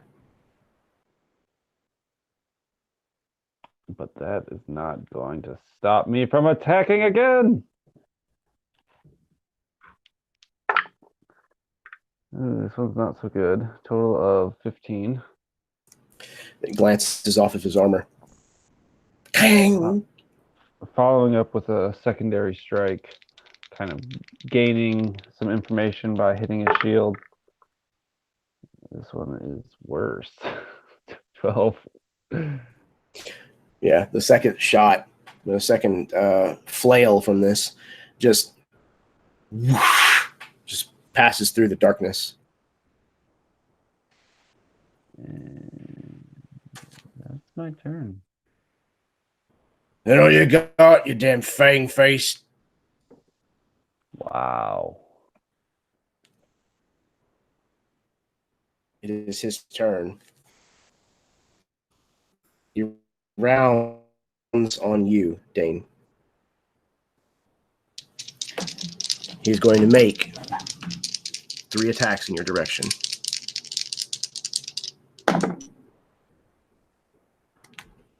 The first of which misses horribly. You can see it coming, which helps. You managed to get out of the way well before it would have struck you. Oh, both of those are 19. God. The second one, however, realizes where he made the mistake and drags this greatsword in kind of a drawing cut along you and attempts to thrust at you a second time, but that misses also, just completely misjudging where you are. However, the slash that he brings across you is going to deal slashing in the tune of 12 points.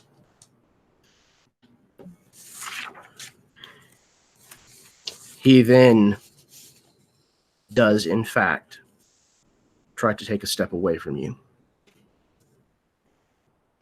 He will take all 8 points of damage. 8 points. All right. And there's this just crackle of... So I think in the darkness, seeing it from Dane's perspective with this sort of very strange illumination of Devil's Sight, like he can see Sir John, he can see Tord, and he can see Sir Heathbane, but there's just this shadow of malice over his face. Not that that's part of the Devil's Sight, but it's something that Dane's mind has just replaced as being there. And you can see that strike across Dane's midsection and this crimson sort of flash.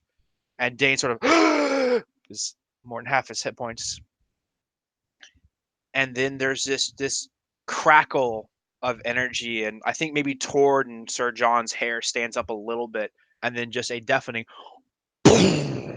as the electricity just ignites on his armor momentarily for the 8 points of damage. He calls out, "Ah!" kind of as this shock kind of goes through him right at his neck, completely catching him off guard. All right. Sir John. Judging from where the sound came from when he struck at me, or when he cried out, Sir John is going to swing from low to high in a diagonal and try and catch him underneath the armpit. This is going to be another superiority die to do a precision strike. And so again, he imagines like the eagle has swept down and struck, and now the eagle is climbing back up using its momentum to hurtle it up into the sky again. So that is 9 so far. And we have 14. I think. Can I spend inspiration to roll another die? Is that how that would work in this situation? Or it would just take away my lower die? It would basically just cancel out the disadvantage and make it only one roll. Okay, so would you rather I roll that again then if I spend an inspiration here? Yeah, because otherwise you're taking advantage, literally. Right. Yeah, that sounds good. Okay, cool. So I'll roll again. Okay, so it's 11, so 19 now. I don't think I actually... That's sufficient. Or, I'm sorry, 18. But I think 18 still hits, right? Yes, absolutely. Okay, cool. So I'm going to attack there, and this is 10, 14 damage. And then I also get the attack from the butt of my halberd. So that is a 14 to hit. Once again, the pommel just clangs off of his armor. This is not quite enough to hit him. Yeah, okay. So like the first hit gets up into that armpit, and then I come back around over the top and I try to crack down on his head, but it glances off of his shoulder. And I'm going to take my second attack now for, oh yeah, that one doesn't hit for sure. Similar dance steps as you last swung at him. The third strike just doesn't find him where you'd hoped he would be. Mhm. You haven't quite figured out his pattern yet. Okay. We're back around to the top. The two hooded individuals on the ground are trying to get to their feet. The one that Ariana Shial called to looks at her, kind of puts his hands up as he's kind of getting to his feet, and then turns and dashes towards the side of the road. I believe you had ready in action. Yeah, so I'm going to loose my arrows at him. With a ready to action, do I get like both attacks? Or is it just one? So when you ready your action, Mm-hmm. you forego your action on that turn. And then whenever the trigger goes off, you have to spend your reaction, but you do get a full action to take. So if you have extra attack, then you would get more than one. Perfect. Okay. Okay, so the first one is going to be an 11 to hit, which I think misses. It does. Okay, so it's like it pierces through this guy's clothes, but not him. And the second shot is actually, again, a nat 20. So it's, again, the whole the test shot to get the range because of this driving rain, and then we'll just nail him. So I don't get the extra D4, though. Yeah, so that first shot, I'm going to say actually hits like a branch, like because he's at the side of the road and is trying to basically dart into the woods. So that first shot, it hits like a small twig that's hanging off this tree. But the second shot, you put it right between kind of these two trees that form like a Y, like as he's passing between them. Okay, and I spend the key point to make this nasty shot. So it's 16 plus 14. So that's 20. 16 plus 14? Yes. So you just did 30 points of damage. I warned him. You did. And what does that look like when people don't follow your warnings, Ariana Shiel? So this one does the same thing. If the first one hits that branch and kind of adjusts everything, and then the second shot follows almost immediately behind it. And we see it spinning through the air, kind of rotating, and it just strikes him right in the middle of the back and plunges deep. Let's say like just under his left shoulder blade. So it kind of goes in and would probably either puncture his lung, and if in this case, maybe even got his heart. Yeah, he's running all out, and as your arrow strikes him, his legs almost like convulse up, like his knees both kind of jerk upwards, and he just goes sideways into like this tumbling roll into the underbrush and the rocks and things that form the floor of the forest. And then I'd like to basically turn the bow and aim it at the elf and say, "Don't move." Okay, go ahead and make an intimidation roll again. You can have advantage. I'm so not intimidating. That is a total of 8. All right. You turn your bow back towards this elf, but she is already on her feet and is moving away from you in the other direction. Can I use my reaction? To do what? To her moving away. I have a feat. Oh, okay. Yeah, absolutely. Warcaster allows me to use a reaction to make an opportunity attack to cast a spell that has a casting time of... Perfect. Yes, So, absolutely. I'm going to use that to cast Hold Person on her. Excellent. Okay. And it's a wisdom saving throw? Yeah, it was 15. 15. Okay. She got a 14 on the die. Dang it. Let's see. Yeah, she has a 2. So that's a 16 total. So you cast your spell out at her, but she throws like a partial look over her face, and you see her make some kind of strange gesture with her hand. And your spell just doesn't take hold.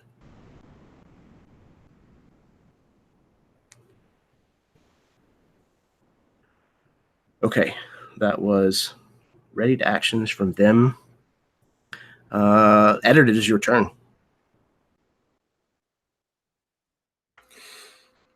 I'm booking it.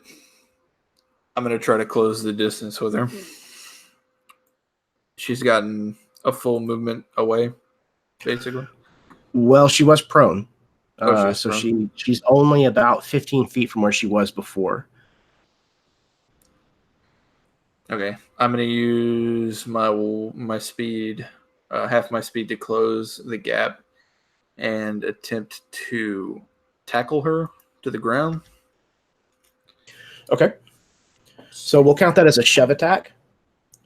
Just tell me what I So go ahead and roll in athletics. Yikes.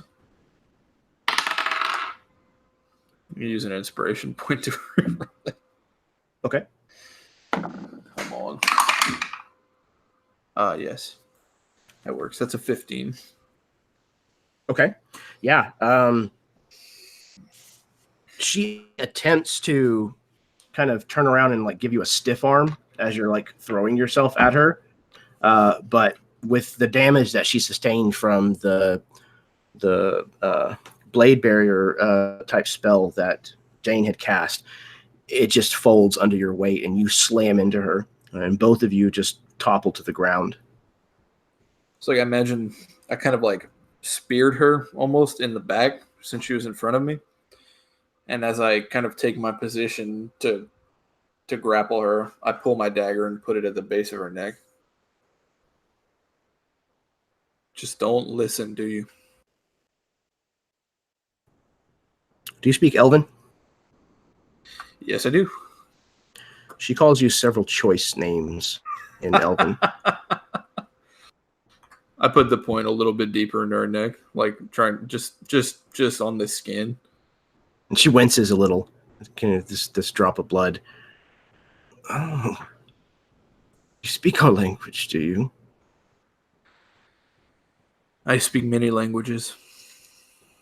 Oh, fancy. Some would say. Ariana Shial, it is your turn. I'm going to move to the first downed rider and grab that paper back from his dead hands. Absolutely. And I'll tuck it away so that it can't be taken away again. And then I will make my way over to where Eddard has this woman restrained. Okay.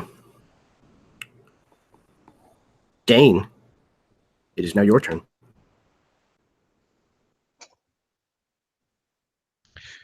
You could have just said you didn't want me. You could have even lied and said that the kicks were to build character or to teach me something. Do you know how much I hate the smell of ale now?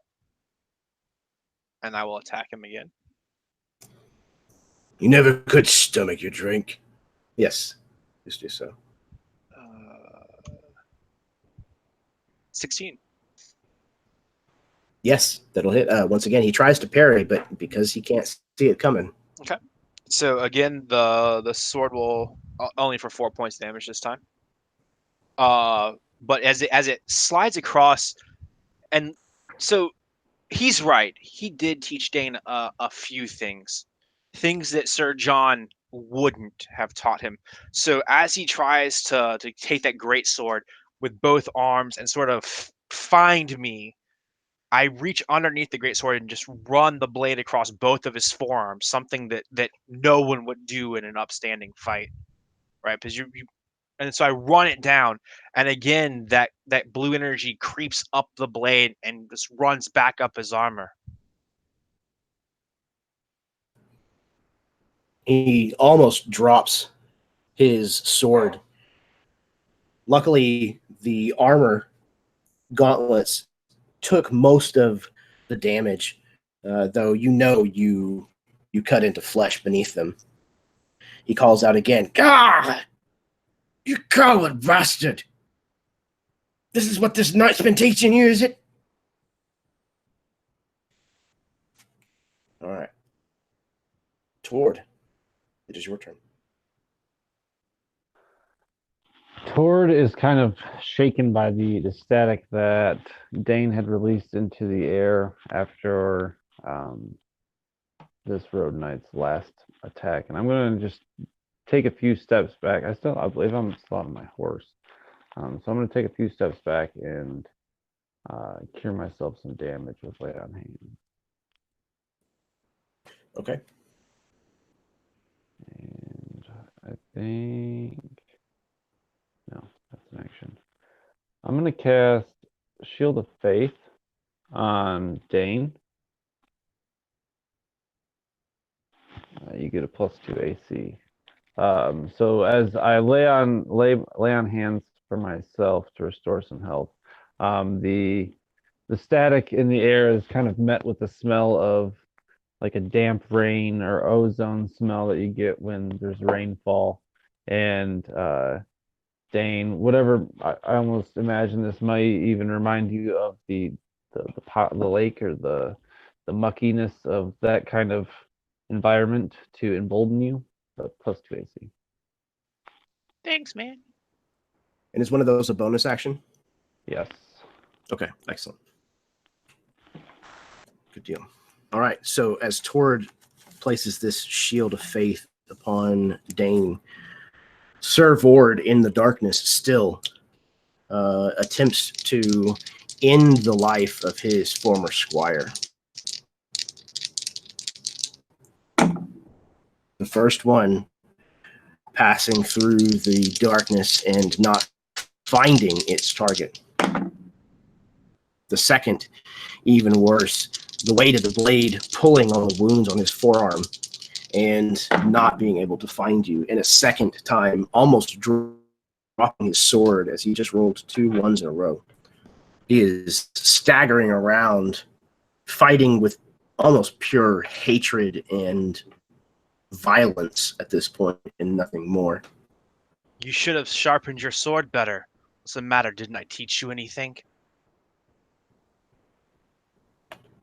Told me how to carry a bucket full of piss, you did. That's about all. You're worthless. You always were worthless. I know why your parents kicked you out.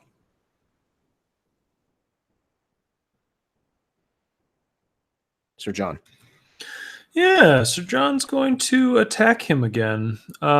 He has just tried this, like coming up into the armpit and then cracking down on the head and then coming back around with a shoulder strike. And he's going now to thrust upward toward this disgusting speech coming out of this dude's disgusting mouth. And I got like a 13, not very much. So that was my first attack. I'm going to do my second one now. He just thrust up, and I think the halberd blade goes past Sir Heathbane's head. And so Sir John's going to flip the blade over and then bring it back to kind of hook him as on the way down. Well, that doesn't hit either. This darkness is just difficult. You keep trying to picture where your opponent is, and he's not where you expect him to be. Back around to the only hooded individual that remains. Eddard, if you would please, roll me a perception.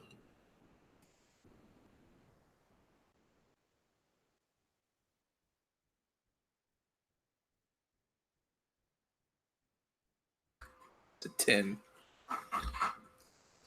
Okay. Is your armor class a 13? Is that right still? Yeah, it's 13. Okay. There's a sudden pain in the side of your ribs as a small, sharp, hidden dagger plunges into your torso, just under the curve of your ribs. And you need to make a Constitution save as you take 3 points of piercing damage.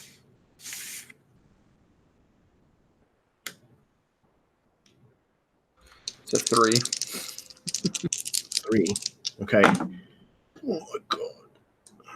You're going to take 12 points of poison damage. So 15 total? Yes. And you feel a wave of sleepiness begin to wash over you as you go unconscious. Ariana Shial, you're standing right there. You watch this flick of the wrist of this elven woman as you don't even see the rest of this dagger. The rest of it must just be concealed in the palm of her hand. This is a very small dagger. She punctures Eddard in the side with it. And you see Eddard's eyes kind of roll, and he just completely goes lax and falls back into these kind of leaves that litter the forest floor here. She rolls to the side and gets to her feet once again and tries to flee. However, she's only going to get... oh, I forgot that she can dash as a bonus action. So she is going to move 45 feet away from where she just stabbed Eddard. All right. That brings it to Eddard's turn. So Eddard, at the end of your turn, as you lightly snore, you may make a Constitution saving throw. Would I get an attack of opportunity as she dashes away? Having been right there. Did you close like all the way up to her, or because you had your bow Yes. drawn on her? I had the last time I had grabbed the paper from the other guy and then closed with Eddard and her. So I was at that point not holding my bow at her. Okay. Yeah. So then yes, you will. Okay, so it will be a kick. And I will be saying Agar Emara as she stabs my poor buddy. That will be a 25 to hit. Yes, it will. Okay, so I kind of see as she is trying to get up, like she does this, and Eddard falls on her, or like falls down. Ariana kind of steps forward and just kicks her across the face as she's getting up, and we will do 9 points of bludgeoning damage. You hear the sound of her cheekbones cracking beneath the strike of your foot, but she's still moving.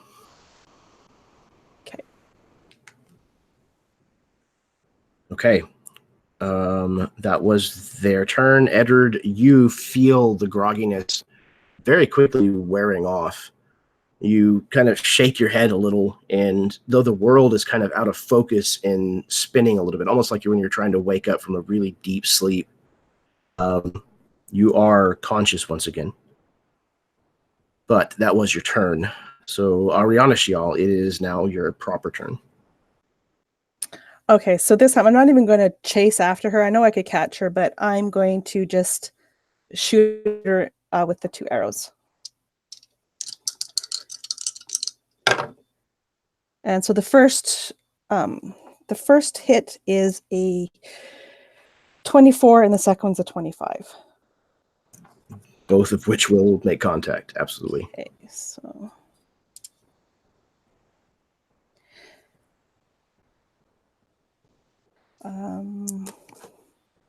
okay.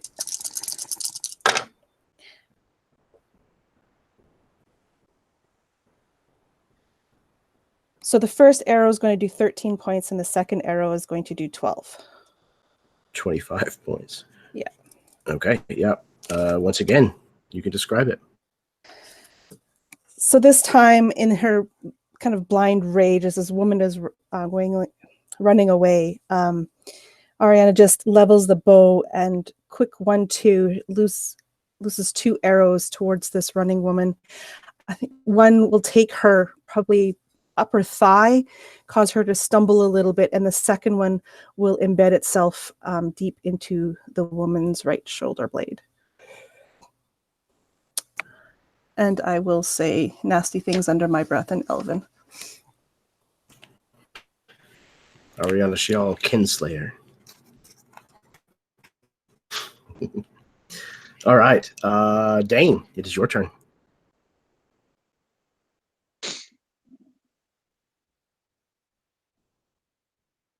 My parents didn't kick me out. I left them to protect them. I left you to protect me. And I'll attack him again. All right.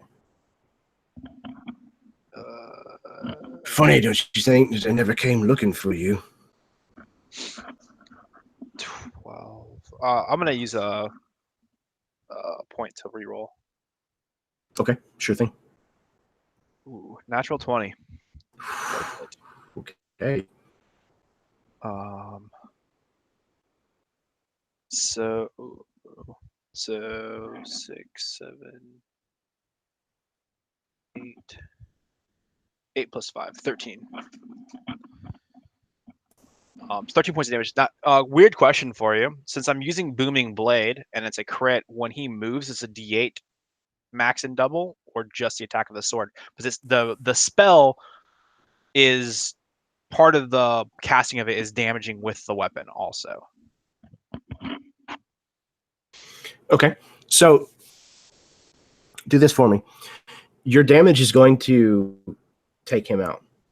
Okay. So as part of your description, just have it after you deliver this strike with this weapon to where part of it is you shove him away from you or something, and yeah, that finishes him off. Okay.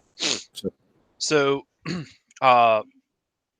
Dane has a flash of learning from Sir John when dealing with someone who's using a longer weapon than you are. And so rather than doing what he's done and doing what Tord was doing and sort of dancing at the edge of the greatsword, Dane closes with him. And for a moment there's a bit of hesitation as he steps into that proximity that he can smell the ale again. And as he does, he reaches up and grabs the forearm that holds this greatsword and just drives his short sword up through that wound that Sir John made earlier in the armpit. And as he pulls it out, there's this crackling of energy that ignites from the tip of Celestial. I didn't come looking for you either.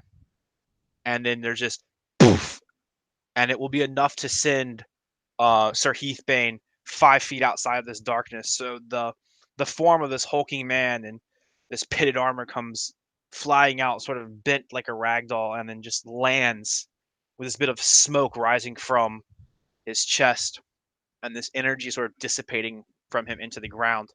And at the moment that he hits, the darkness just,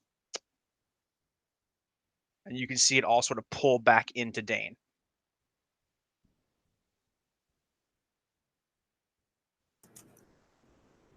And as the skirmish has finished, Sir Vord Heathbane lies dead. Most of the horses of those riders are now dead, and the riders themselves are all now riddled with arrows. The peasants gathered on the side of the road down a ways from you, who have witnessed this entire exchange, other than what took place within the magical globe of darkness, stare on with fright. And continues to pour down. And that's where we're going to take our break. So, 5 minutes, smoke them if you got them, refill your drinks, kiss your spouse, go to the bathroom, etc., etc. If you're watching this evening, thank you very, very much for tuning in. If you're watching in the future, thank you as well. these 5 players every single time absolutely bring the weight to these scenes, these interactions, and even these combats. So stick around and we'll figure out what's going to happen in the second half.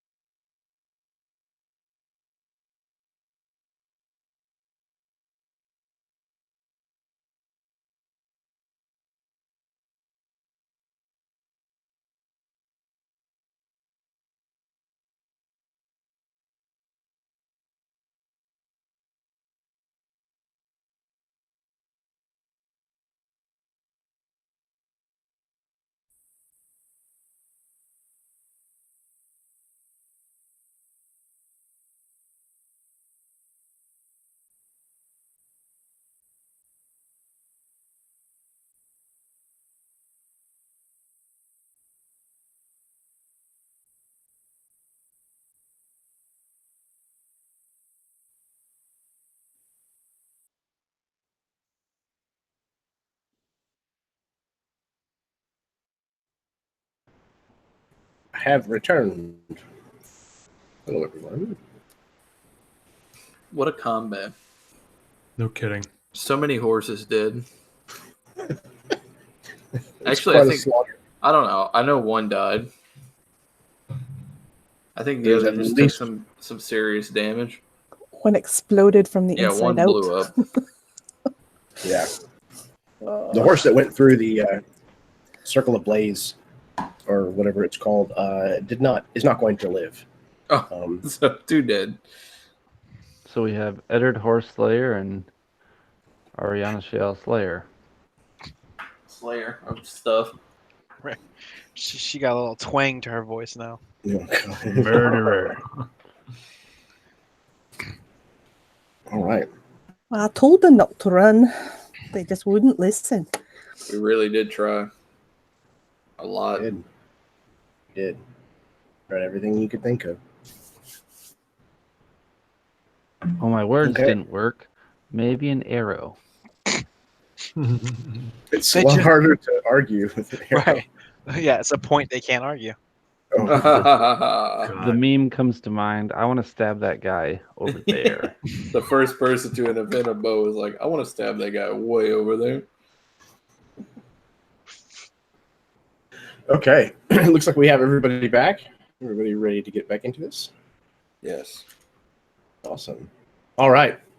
There you stand on the muddy, now bloody Divinian road that leads to Kerwall in one direction. The other leads deeper into the heart of the kingdom of Vykaril. Bodies of those that you just fought, as well as most of their mounts, lie riddled with wounds and arrows and magical damage upon them. And the 5 of you stand amid the carnage. So Dane is going to go up to the dying body of Heathbane, and for a moment, everything in him just wants to stand over this nightmare and just watch as it stops breathing. And he looks back at just the savagery that has gone on. And then he looks up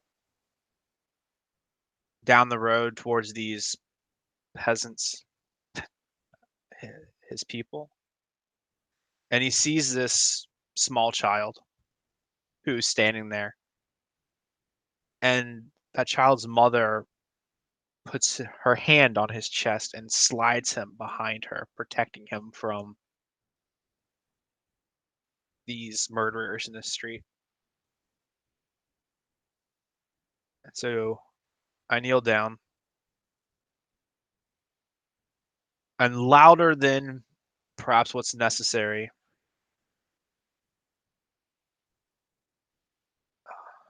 Sir Vorden Heathbane, perhaps your darkness will end here,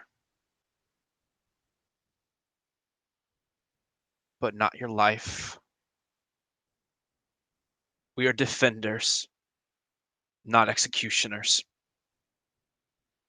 And I will heal him.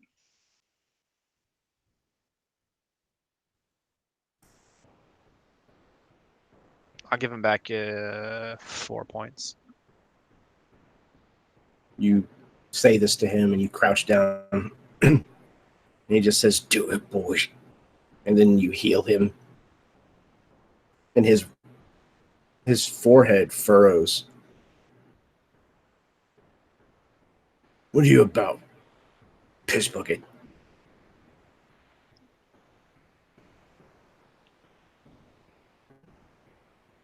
I'm about growing to be the man that he will be.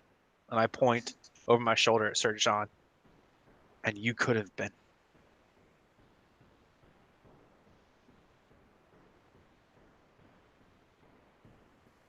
We're taking you back to Kerwall. You'll stand trial as a spy. At the very least, you'll be stripped of all title. Who's gonna drag me there? You? Huh? Kind of tries to stand, and you can tell he just doesn't have the strength to do it. If I have to. By your heels, your scalp, or your entrails. It's your choice.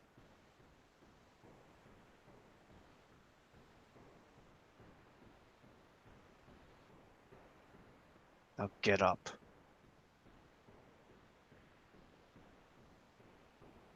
He uses his great sword with the tip of it driven into the mud between the stones of this road as a crutch, as he kind of raises himself up onto his feet.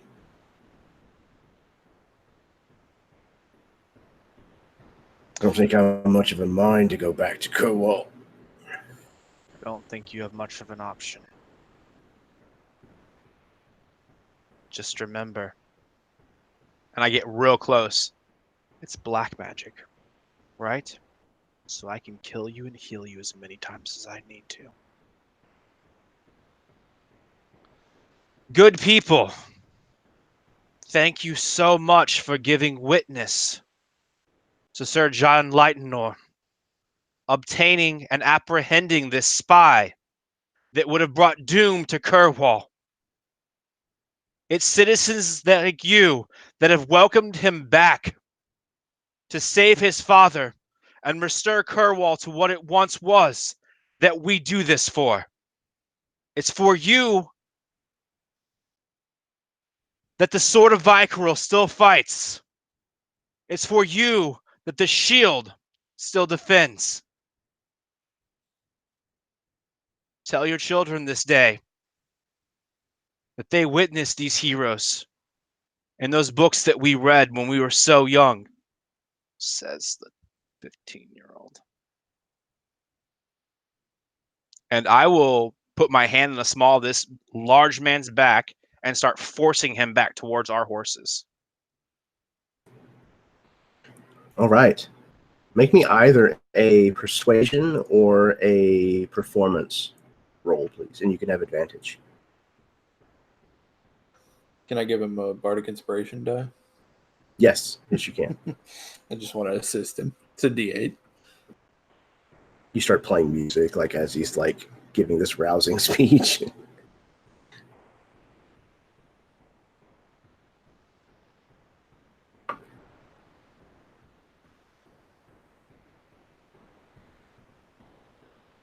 said a D8?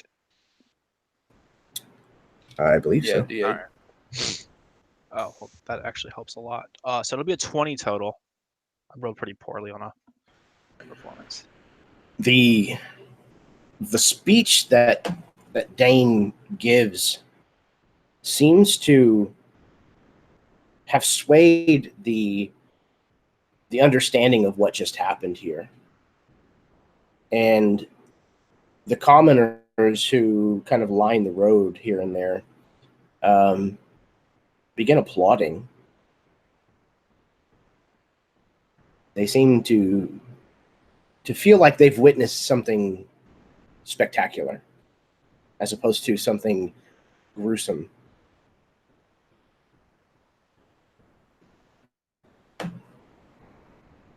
Heathbane is the epitome of hesitation. He doesn't want to go. He resists as much as he can, but it's not much. His age has already started to catch up to him, not to mention how poorly he's taken care of himself over the years. And the ass whooping that all of you just delivered to him is certainly not helping. So he has no choice. As Dane pointed out, he goes where he's forced.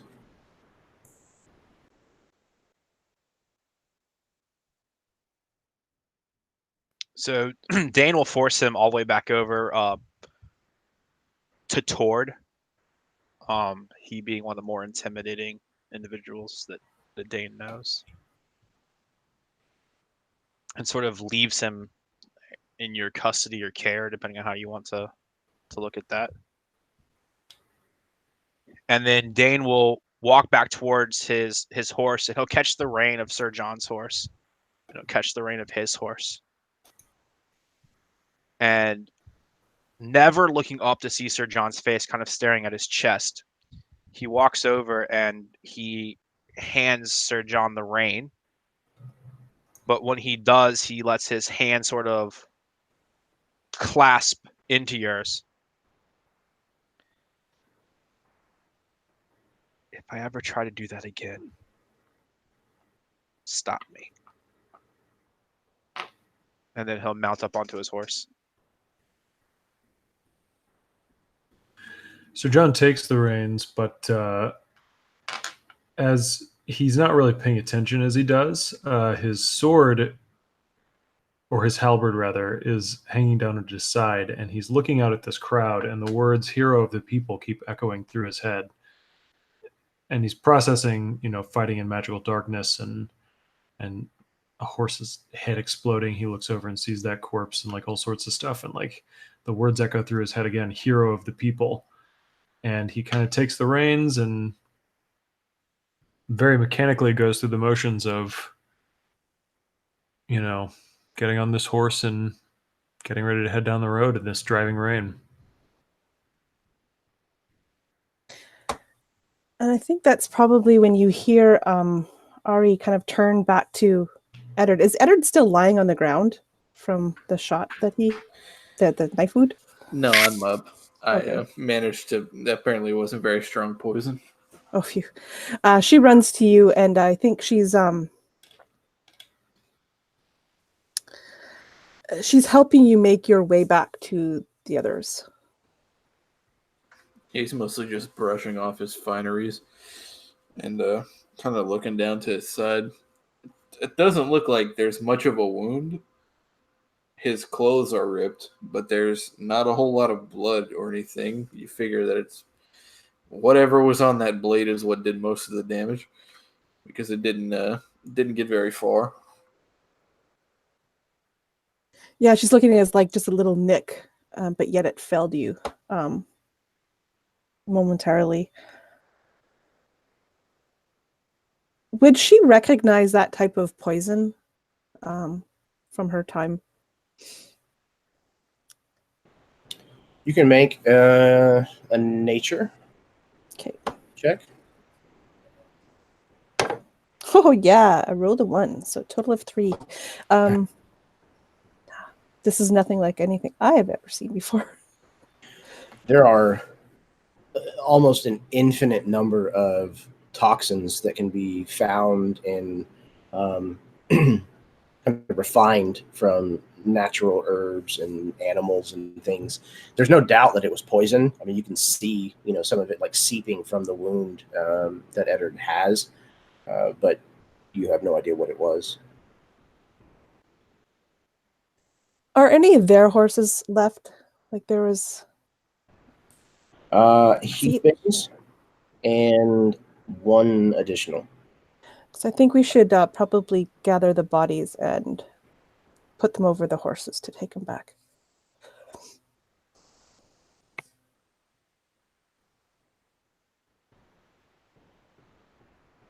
Okay. Yeah, so you guys kind of gather up what's left of these people, kind of sling them over the 2 remaining horses, and you start leading the whole caravan kind of back towards Kerwall. I'm going to tie Vorn's hands with the rope that I have, and just attach him to the girdle of my horse so he can walk behind us. As you're doing so, Tord, and it's just the 2 of you kind of within earshot, he says, "You're a road knight, like me." Aye. No, I'm nothing like you. Look, you and I both understand that being a road knight's not the same thing as... He kind of looks over at Sir John. All the title and privilege comes with being a noble. You and I know what it's like to sleep in the shitholes of this kingdom. Have to work to scrape every last copper.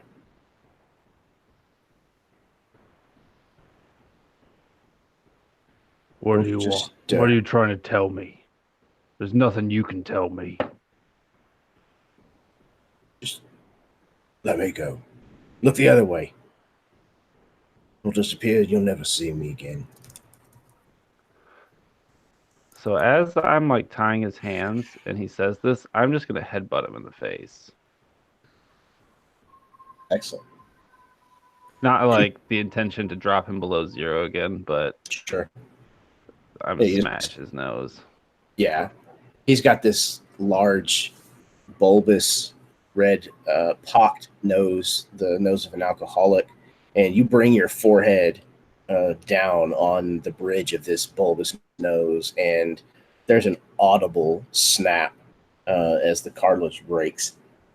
And he goes, "Oh!" And you just see this fount of red run down his rain-soaked face. And he kind of turns and spits blood onto the road beside him. He says, "Guess that's a no then." Ground's muddy. Must have slipped. And I'm gonna tie him to the saddle of my horse. Regards you in daggered silence as you finish the task and hook the other end of the rope to the pommel of your saddle. Is there anything that you all want to do before you reach Kerwall?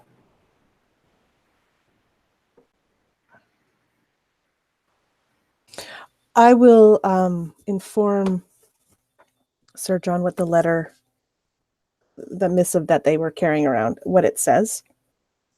Because maybe it'll make more sense to him. Can you guys say it to me? Because I've been in mystery this whole time. Sure. I don't read Elvish. What does it say? I'm so sorry. No, seriously, guys, I want to know. This makes perfect sense to me. I don't know what the fuck this thing says. This isn't funny anymore, guys. It's 4 and 20 to the keep, while 50 more are asleep. 6 large bows in her hair, 200 lads at the fair. The nest will soon be empty, though a boar sits at sentry. A mountain range around the gem, but the pass has less than 10. Gibberish. You elves and your gibberish. It's telling us how we can get inside. It gives accounts of how many people were there. They're planning to attack Kerwall, aren't they? Whoever they were delivering this message to, yes. We must be ready for them, but we must get to Kerwall first. I do think like an hour and a half into the ride, Dane stops and vomits profusely for about 5-6 minutes. Everything has just gone down, and then rides the rest of the time in silence.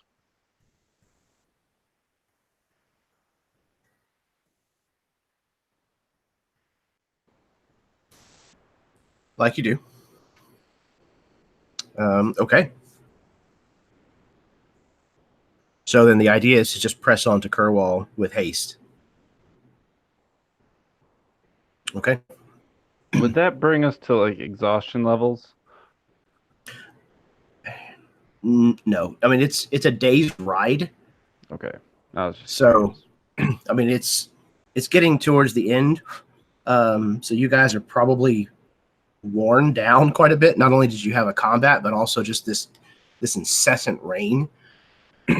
But not to the point of being exhausted yet. When we get close to the town, I guess when we get close to whatever the wall is around, if it's around the town, then so be it. If it's inside the town, but it's near the keep, we're going to like get to a place where we're within foray distance of the wall. And so John's going to make everybody take a short rest because what's going to happen is intense. Okay. So you kind of hold up in a corner of one of these kind of tenant farms that lies outside the actual walls of Kerwall proper. And you're able to spend a little bit of time, though it is still in the miserable rain. You're able to, turn your hoods up on your cloaks enough to try to shelter against it as best you can.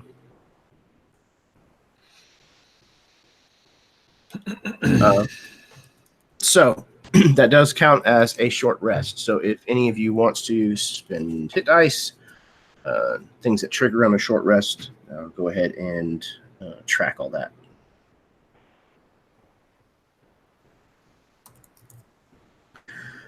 And your rest, the rain lets up slightly.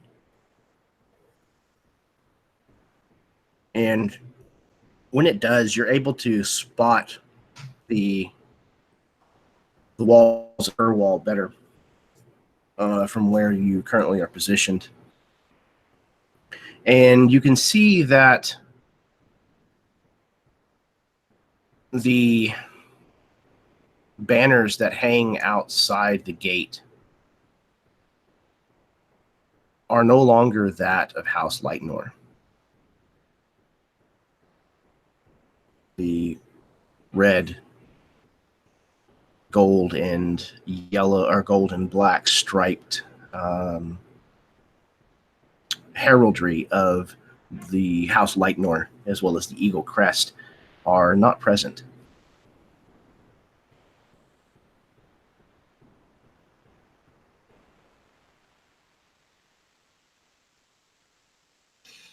I feel that doesn't bode well for us. Are they replaced with anything, or are they just empty? They are replaced with something else. Let's see. Yes. Hold, please.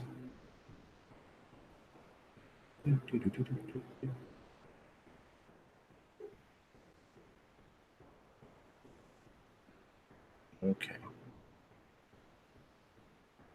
It is replaced with kind of a red-orange field with a multi-pointed star that has these vertical lines running down from it.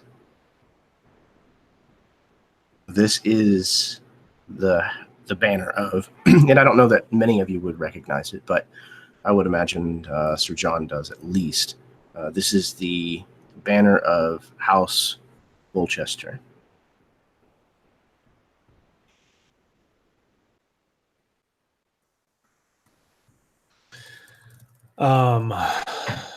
Sir John, while everyone is resting, looks out the window at the walls, and when he turns back in, he says, "It is worse than we feared. I do not know the state of my father, but the banner of House Volchester hangs upon the walls."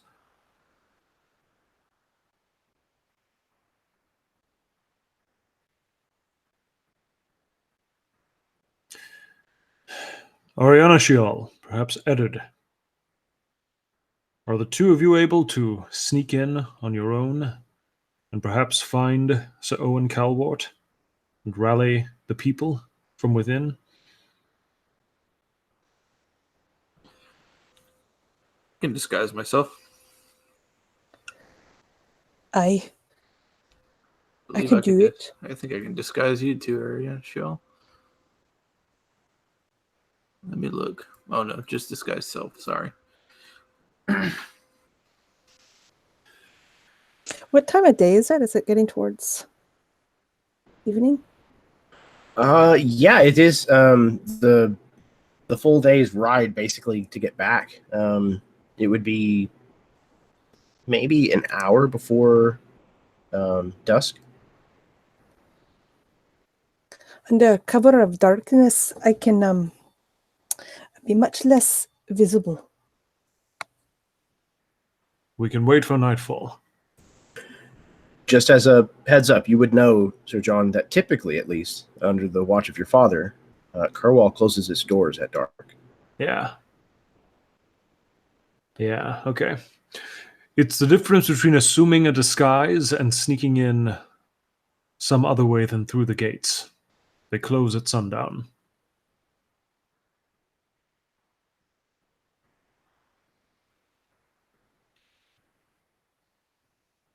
Could you not just ride back in triumphantly? You have a spy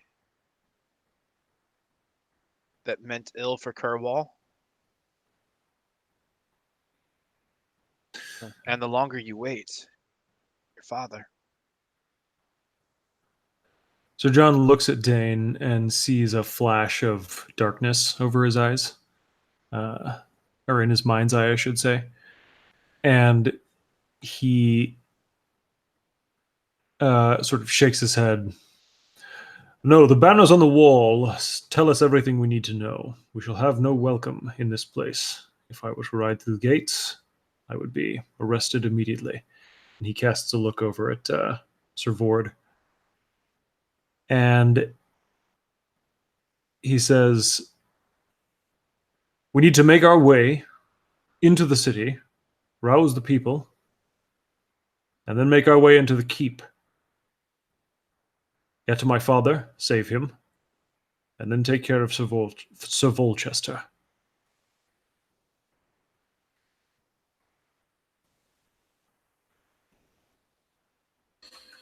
You've given this a lot of thought, haven't you?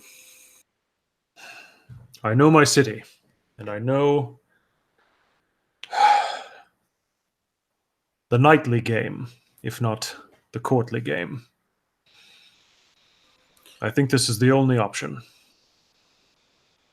If you can give me directions to your mentor's quarters, I should be able to find him. It's going to be hard, but I don't see any other options. So Sir John, his mind wanders to thinking about where Sir Owen might be lodging in the city, but at the same time, he flashes back to the poem. And would I need to make an insight check or something to try and decipher the lines, a mountain range around the gem, but the pass has less than 10? Like, I want to know, I think if I know what the gem is, then I'll know where the mountain range is, and I could maybe figure out the pass from there. Yeah, roll an insight at advantage. At advantage? Okay. Mm-hmm. You know Kerwall very well. Sure. Okay. That's a 19. So, you think that the mountain range around the gym refers to the wall, and Kerwall itself is the gym. And therefore, the mountain pass, you think, would be the main gatehouse. Okay. And in fact, there are usually less than 10 men stationed there at any given time. Yeah. So, and that's like standard protocol. Yeah, exactly. Okay. All right. So John thinks about that and he says, yes, I can lead you to Sir Owen. Perhaps we should all go there first. Would he be lodging outside of the city or outside of the keep? No. I have an idea. That's why I ask. Instead of you telling me where he is, I may be able to bring him to us. Where's a seedy place in this town? A bar, tavern, anything that I can meet him under the cover of darkness without drawing much attention? There is an alley near to the wall on the northwestern side, frequented by vagrants and vagabonds. Perhaps there. Very well. Can we see the gates from here? Yeah, I would imagine the old Divinian road probably runs like straight up to the front doors. Okay. I can communicate with him. I can let him know we're coming, and we can meet him under the cover of darkness. He'll be there waiting for us, and I can once I commune with him, if he hears me, he can answer me back. So Eddard is going to send a message using the spell sending to, what's his name? I'm sorry. I've completely lost it. Sir Owen Calwart. Sir Owen Calwart. Okay, so I'm going to cast that spell. Send that to Sir Owen. It says you send a short message of 25 words or less to a creature of which you are familiar. The creature hears it in his mind, recognizes you as the sender if it knows you, and can answer in a manner immediately. Now, he doesn't know me, but I can tell him who I am, and I guess he could choose to answer. Would that does that seem fair? Yeah, I would say so. So what is the short message that you send? Okay. Somebody's got to count my words for me and make sure I don't go over. So, Sir Owen, Kerwall is in danger. Meet Sir John and the sword at the alley at sundown. What did you call the alley? I didn't give it a name, but yeah, the seedy part of town. I'm sure he knows. Yeah, I think the town is small enough that like the alley is pretty indicative. Just give it that. The seedy alley, that's what everyone calls it. So I think you're at 22 words at this point. So yeah, I'll send that message along. And after so Eddard basically just sits down and he kind of holds his temples and he just whispers under his breath what he's saying. And little wisps of magic are just kind of little purple wisps of fog. Yeah, love Eddard, baby. That's the last 3 words. And he sends off that message. He says, well, it won't be long before we know if he got it. He should be able to communicate with me immediately. So let's just take a moment. There is a few minutes that pass. But then you hear a voice inside your head that replies, I will be there. At 2 hours past dusk. Tread with care. Okay. So I commune that with Sir John. He's gonna be there 2 hours after dusk. So with that information, what do you suppose we do? Sir John remembers his own time as a squire, and at the end of it was so he would learn a technique, and then a few days would go by, and he would revisit the technique with his knightly master. And at the end of that second session, his master would always end with saying, "Tread with caution." And so this is a meaningful phrase that he's received here. And he says, "Yes, we must enter the city unawares and make all haste to the alley for the good of my father." I can only disguise myself. Do you think everyone else will be able to get past the gates?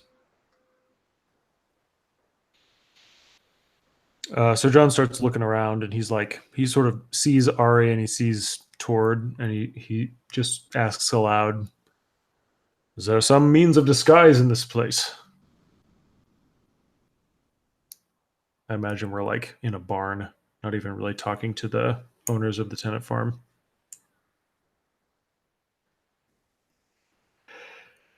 We could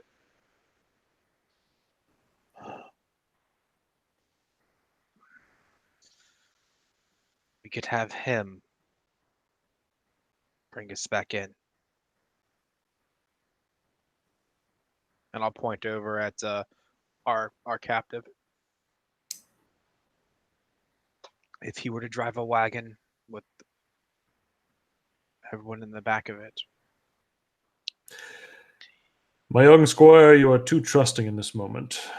That fiend over there would not play along.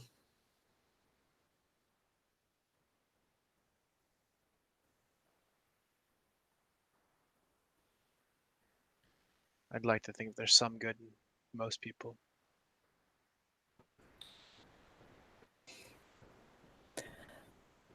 I could maybe create a distraction. Hopefully, draw some of the guards away and you can slip inside while they're busy attending to it. The message did say there wouldn't be many guards. It's worth a try.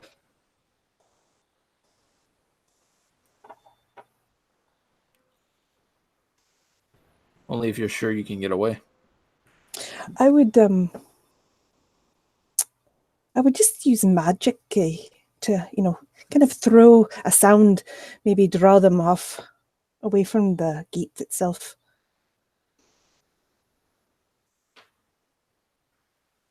I'd go with you. Very well.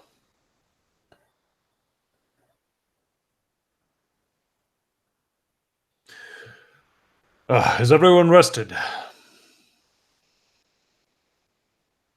I'm good. We should be off then. Before the cover of dark.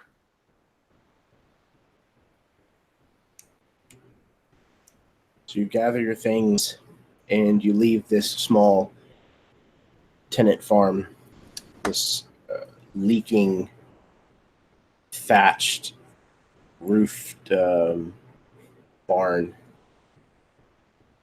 And you make your way towards the gates of Kerwall. You can see, even from here, the tall pikes and halberds of the Kerwall City Guard at the gate. And they are not simply casually looking people over as they enter.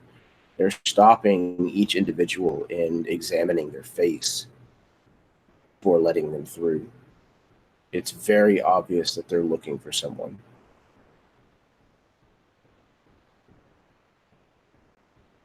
So as you kind of queue into the line, as it were, outside the city gates, your turn is rapidly approaching. There's 10 people in front of you. 9, 8, 7. So before we get to the front,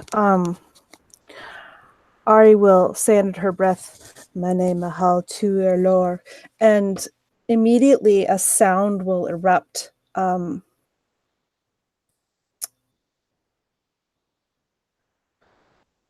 What kind of, Sir John, what kind of creatures are actually down here in this area that would scare the peasantry? Wolves for sure. Yeah, wolves, I think. So I think, so as it's reaching dusk and it's starting to get dark, so Ari would say those words and then immediately just almost like right outside the gate, there'd be the sound of the howling of, like if there's some sort of like bushes or anything, there are some like howling of wolves, meant to kind of frighten the people that are standing there, and hopefully they will kind of stampede or somewhat press the guards that are looking. is her intention. Okay. What spell is this? This is minor illusion. Minor illusion. Okay. Is there a saving throw for interacting with it?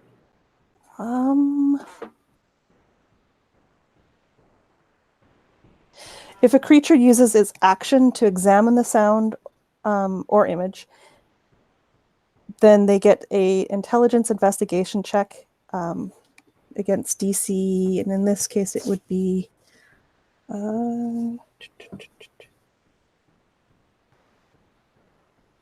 what is it? 8 plus 5, so it'd be 13. Okay. The commoners are not interested in trying to figure out if it's real or not.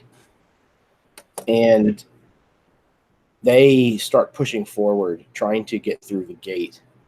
Not quite in a stampede, but absolutely trying to push past these guards in a non-violent way. The guards attempt to slow them, but their attention too is drawn towards this sound. And two of them peel off and head towards where that sound came from with their halberds held low and at the ready. The other two are attempting to slow the flow of traffic coming in through the gate, but they're not doing well. Edward would like to cast Disguise Self. He's just kind of he's got his hood up on his cloak. He just kind of runs his hand over his face, and he's taking the visage of one of these slain road knights from earlier this evening. Okay. And just to clarify, Heathbane was the only actual road knight. Oh, they were just guys? They were just, people. Okay, well, he's going to take one of the guy visages. Sure. Okay. He's not going to take the elf visage. That would be probably not smart. So yeah, he's got that for an hour. Okay. So what is the plan once this distraction is in full swing?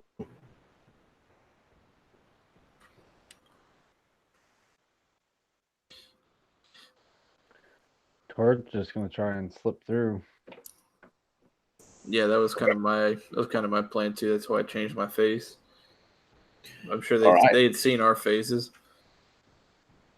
So anyone who is attempting to slip through the gate at this point, go ahead and roll a stealth check, and you can have advantage.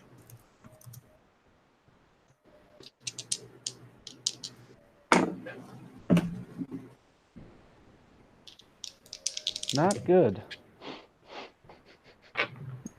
Got a 4.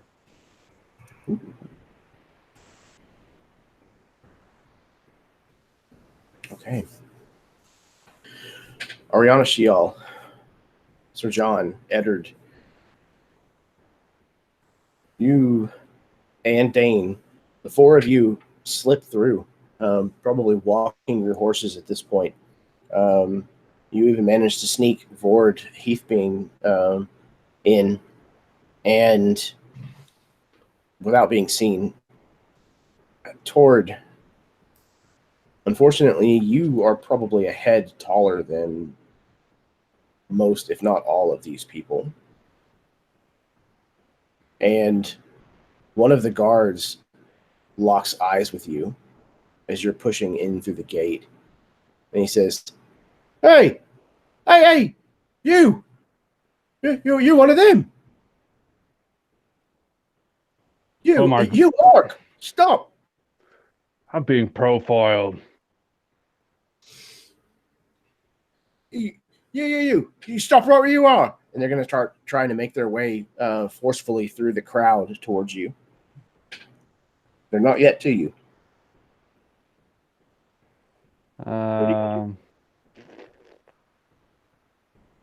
I imagine I still have the guy with me, Vord. He is attached to the pommel on your saddle. Okay.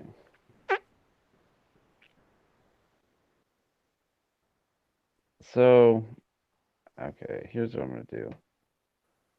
I am going to invoke my what is it?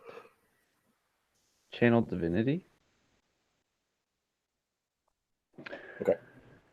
As an action, I can cause spectral vines to spring up and reach for a creature within 10 feet of me that I can see. And it has to make a strength or dex saving throw of 14 or be restrained. This is the guard that's making his way towards you. Yeah. Okay. Strength or dex. Oh, he rolled a 1. Perfect. So as soon as he is kind of like rooted, running. We're going. Yeah, he's forcing his way through the crowd, and as he kind of reaches and pushes this baker kind of out of the way, these vines like spring out of like this baker's basket and wrap around like his arm, and he starts and they completely like cover over his body and kind of root him and several of the common folk in the area right next to him kind of in place.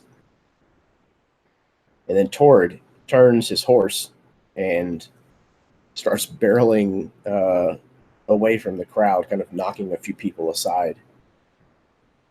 Heathbane is doing his best to try to keep up, running after your horse, Tord. See, actually, once we get kind of into the city, I'm going to, pull the knot on this guy, leap from my horse, and kind of pull him with me off the main road. Okay, excellent. So as Tord is making a run for it, what are the rest of you doing?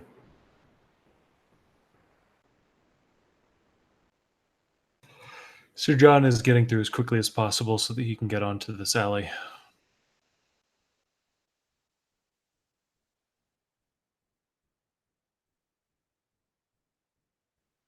Yeah, Dane shoots a concerned look back towards direction, but then just keeps on with Sir John. Okay. Eddard and Ariana Shiel? Arya is going with Sir John and Dane. And she kind of says under her breath, I guess he's the distraction now. Yeah, it follows, but not so close. He's probably giving way like 15 feet from the group. So you are following Sir John and the others? Yeah, Sir John, you're going to meet the guy that taught you. I forget his name again. I'm so bad.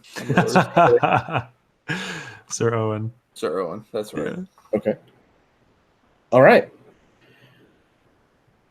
Tord, you managed to find some tucked away place where you managed to kind of disappear for a while with Sir Vord. And the rest of you press on deeper into the city and eventually make your way to this alleyway where at least you can see it.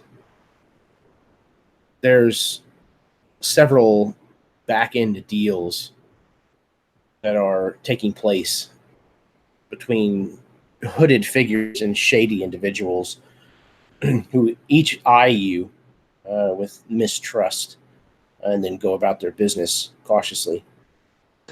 Sir John is not wearing any sort of disguise back here. He's basically like all but wearing the livery of his house as he walks down this alleyway.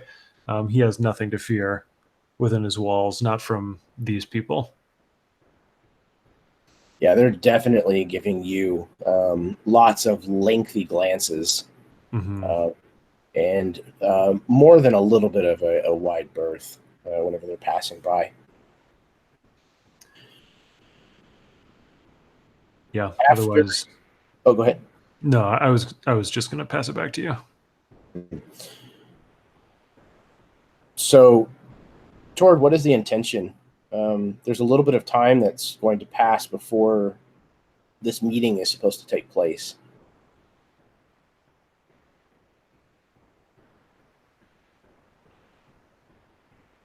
I mean, I imagine that most of this time is spent trying to evade pursuers. Sure. That makes good sense. And I don't think I have a very intimate knowledge of Kerwall as it stands, so I'm just kind of slowly making my way to the northwest portion of town. Okay. And Yeah. looking for her key identifier alley. All right. So I'm going to say that you're probably going to miss this meeting because I don't imagine that this meeting is going to go very lengthy at all. Yeah, that's completely understandable. Okay. All right. So about 2 hours or so after the sun has fully set, you've heard the gates shut. You hear the tolling of the bell from the Cathedral of the Virtuous Divinity. And right on cue, you see the hunched but armored figure of Sir Owen round the corner and approach. Sir John, is this who we're supposed to be meeting? So, Owen, thank you for coming. He starts like a half step as you come from between whatever two buildings you were hiding between or whatnot. And he says, Sir John, he reaches out and puts a hand on your upper arm, but almost leans on you through this contact, almost like he's shifting his weight onto you. I'm very thankful that you have come.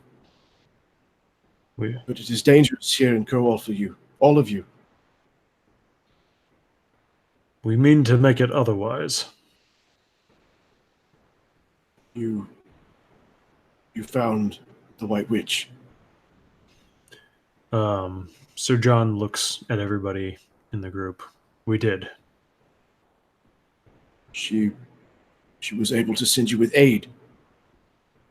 Sir John holds up this vial that's full of the potion that she made. And he says, yes, we need to give it to my father immediately. He kind of like reaches his other hand out towards it, almost like he wants to like touch it with his finger, but thinks better of it. You can see kind of a sense of awe kind of in his face. Mm-hmm. And then he instead kind of wraps his gloved hand around your hand that's holding the vial and kind of pulls it down out of sight.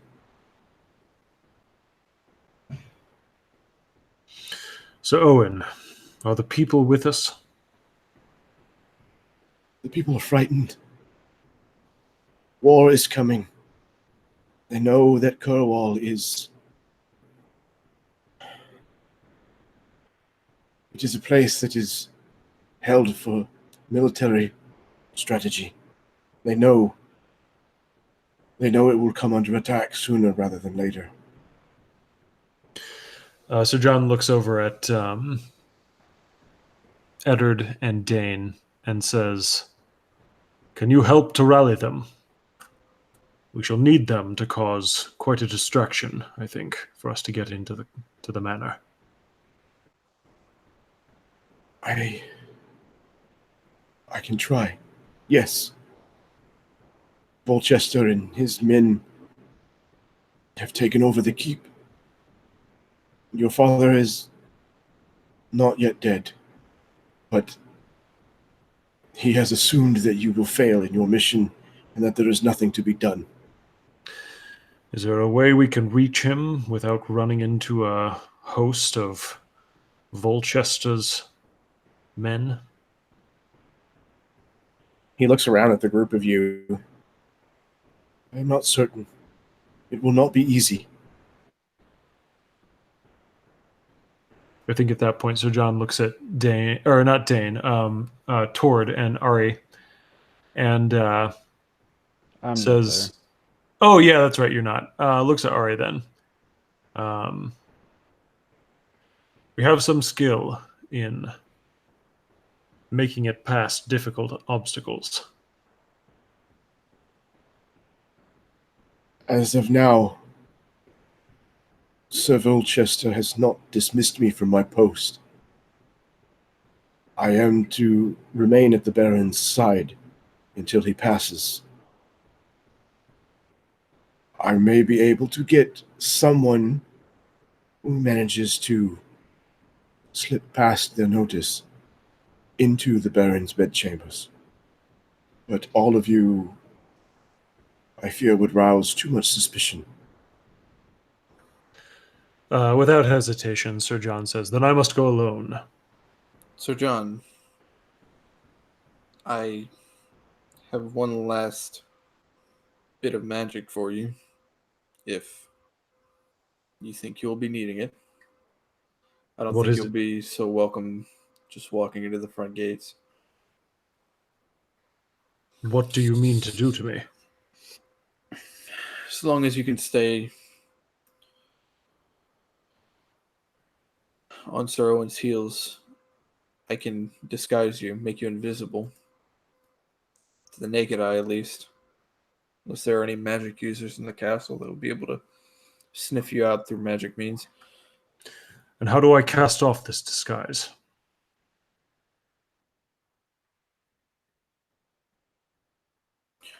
Whenever you will it will dispel itself. Whatever will help. You will only be invisible for 1 hour, so you must make haste as soon as the spell is cast. I will.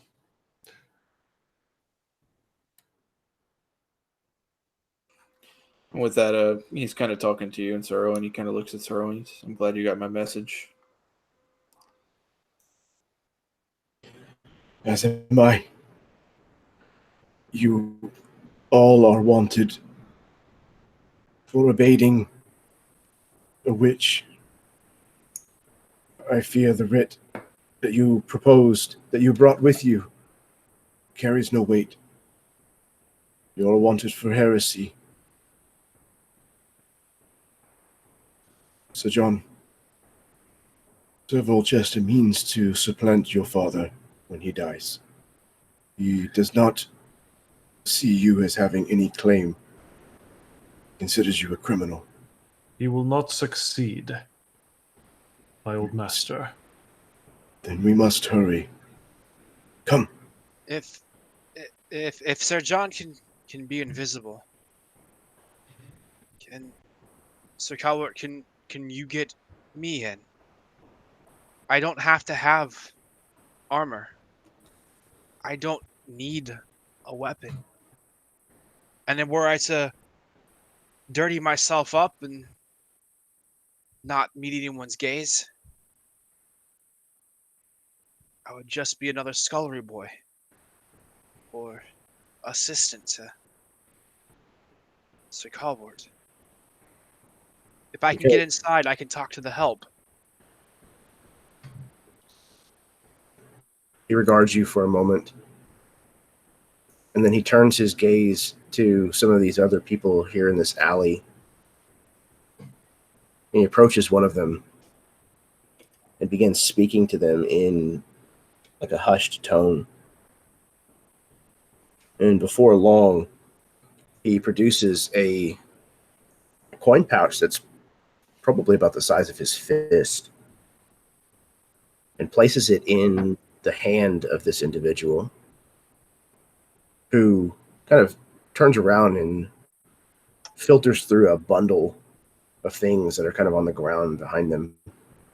And he returns with this set of rags, these street urchin clothes that have been patched and worn multiple times over. This ought to do. So I'll change clothes and then leave like all my earthly possessions at this point with Ari. I think And after all this, we should meet with Tord. Does that seem safe?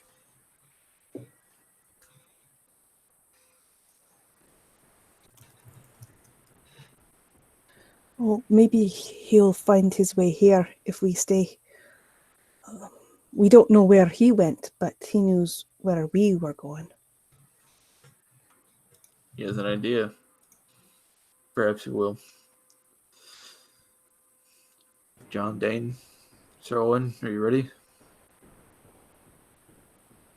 We waste time.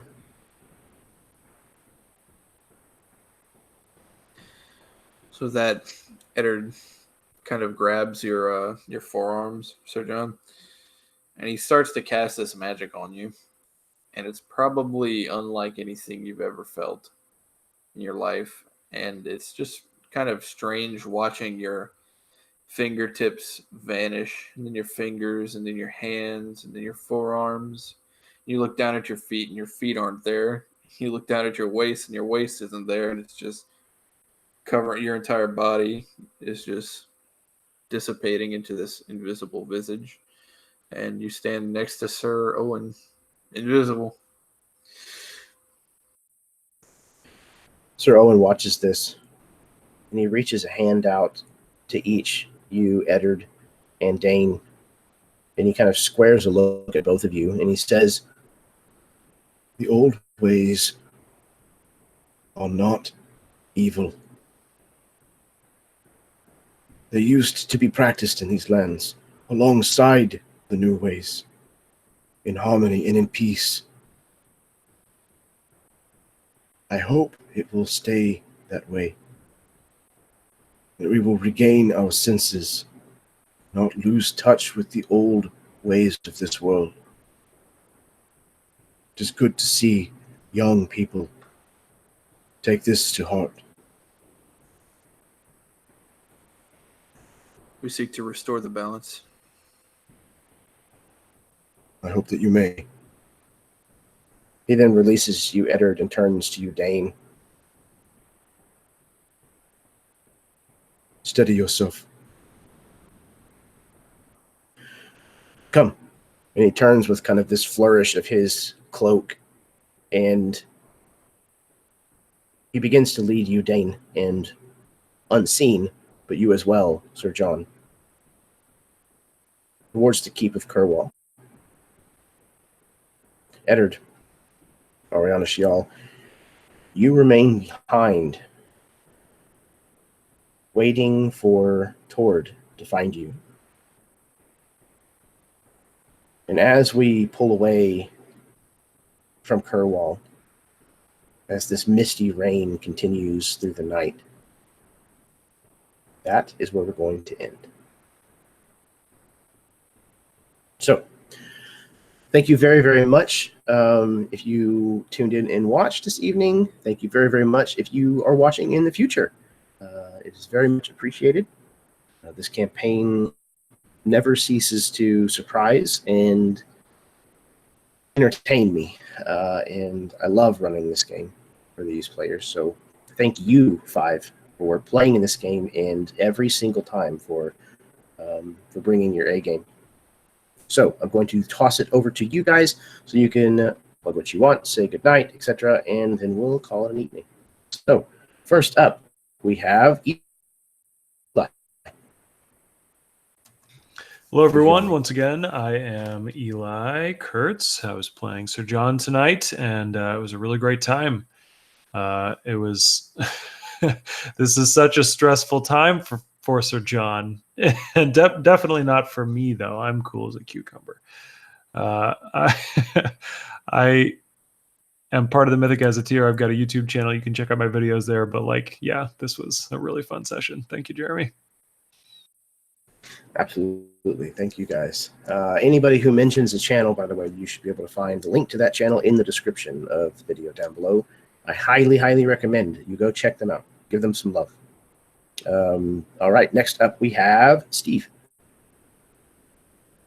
Hey, I'm Steve. I play Dane, who is very confused at the moment.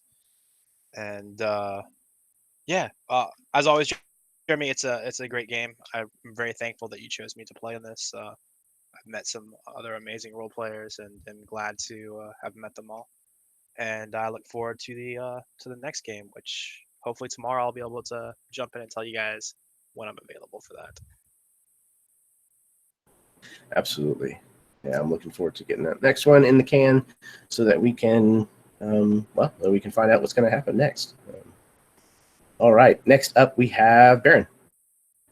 Hey everyone, I'm Baron. I played Tord. Even when I'm not the one in primary fire of whatever target, I still get in trouble. So, with this crooked figure accompanying me, hopefully I don't get in too much mischief. Who knows? We'll see. Until the next episode, happy to be here.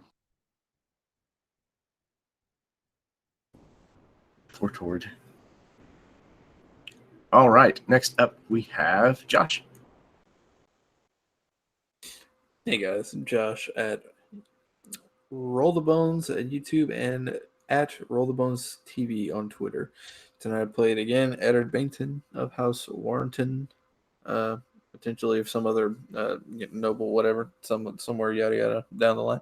Anyway, it was a real pleasure tonight to kind of watch everybody go whole hog in the combat. We haven't really seen a whole lot of that, so that was a lot of fun and a lot of great role play happening tonight. It's my pleasure, as always, play with you guys and to be GM'd by you, Jeremy. So yeah, looking forward to the next one. I can't wait to play again. But yeah, like I have to mirror Steve's sentiment. I got to look at my schedule and I'll try to get back with you guys as soon as I can about my available dates. Thanks everybody for watching. Awesome. Always a pleasure, Josh. All right. And last but certainly not least, we have Karen. Hello, everyone. I'm Karen. I've got the YouTube channel Myth and Gears. And I played Ariana Shiel tonight. I absolutely love seeing the darker side of Dane, who's been always this kind of bright, shining light in this party. And he kind of lost it today, and that was really kind of cool. I love this game. I am on pins and needles. I want to know if we get to the dad and save him or not. I just want to know. So, yeah, it was great. Thank you so much. And I love playing with everybody here. And this is this campaign means so much to me. It's amazing. Thank you. Thank you for being a part of it. Again, each of you brings such thought to your characters and the way they act, as well as just such heart to the scenes, how much vulnerability that you guys are willing to trust me with and each other. And it makes for very, very emotional, but very rewarding scenes in this game. And I think that's one of the things that makes this game so special. These characters are very real people, and they're in a lot of pain. And I kind of enjoy seeing how that drives them through these very tough situations, and hopefully how it will end up carrying them through to the end. But we'll see. So until next time, may your dice roll high and your snacks always be within reach.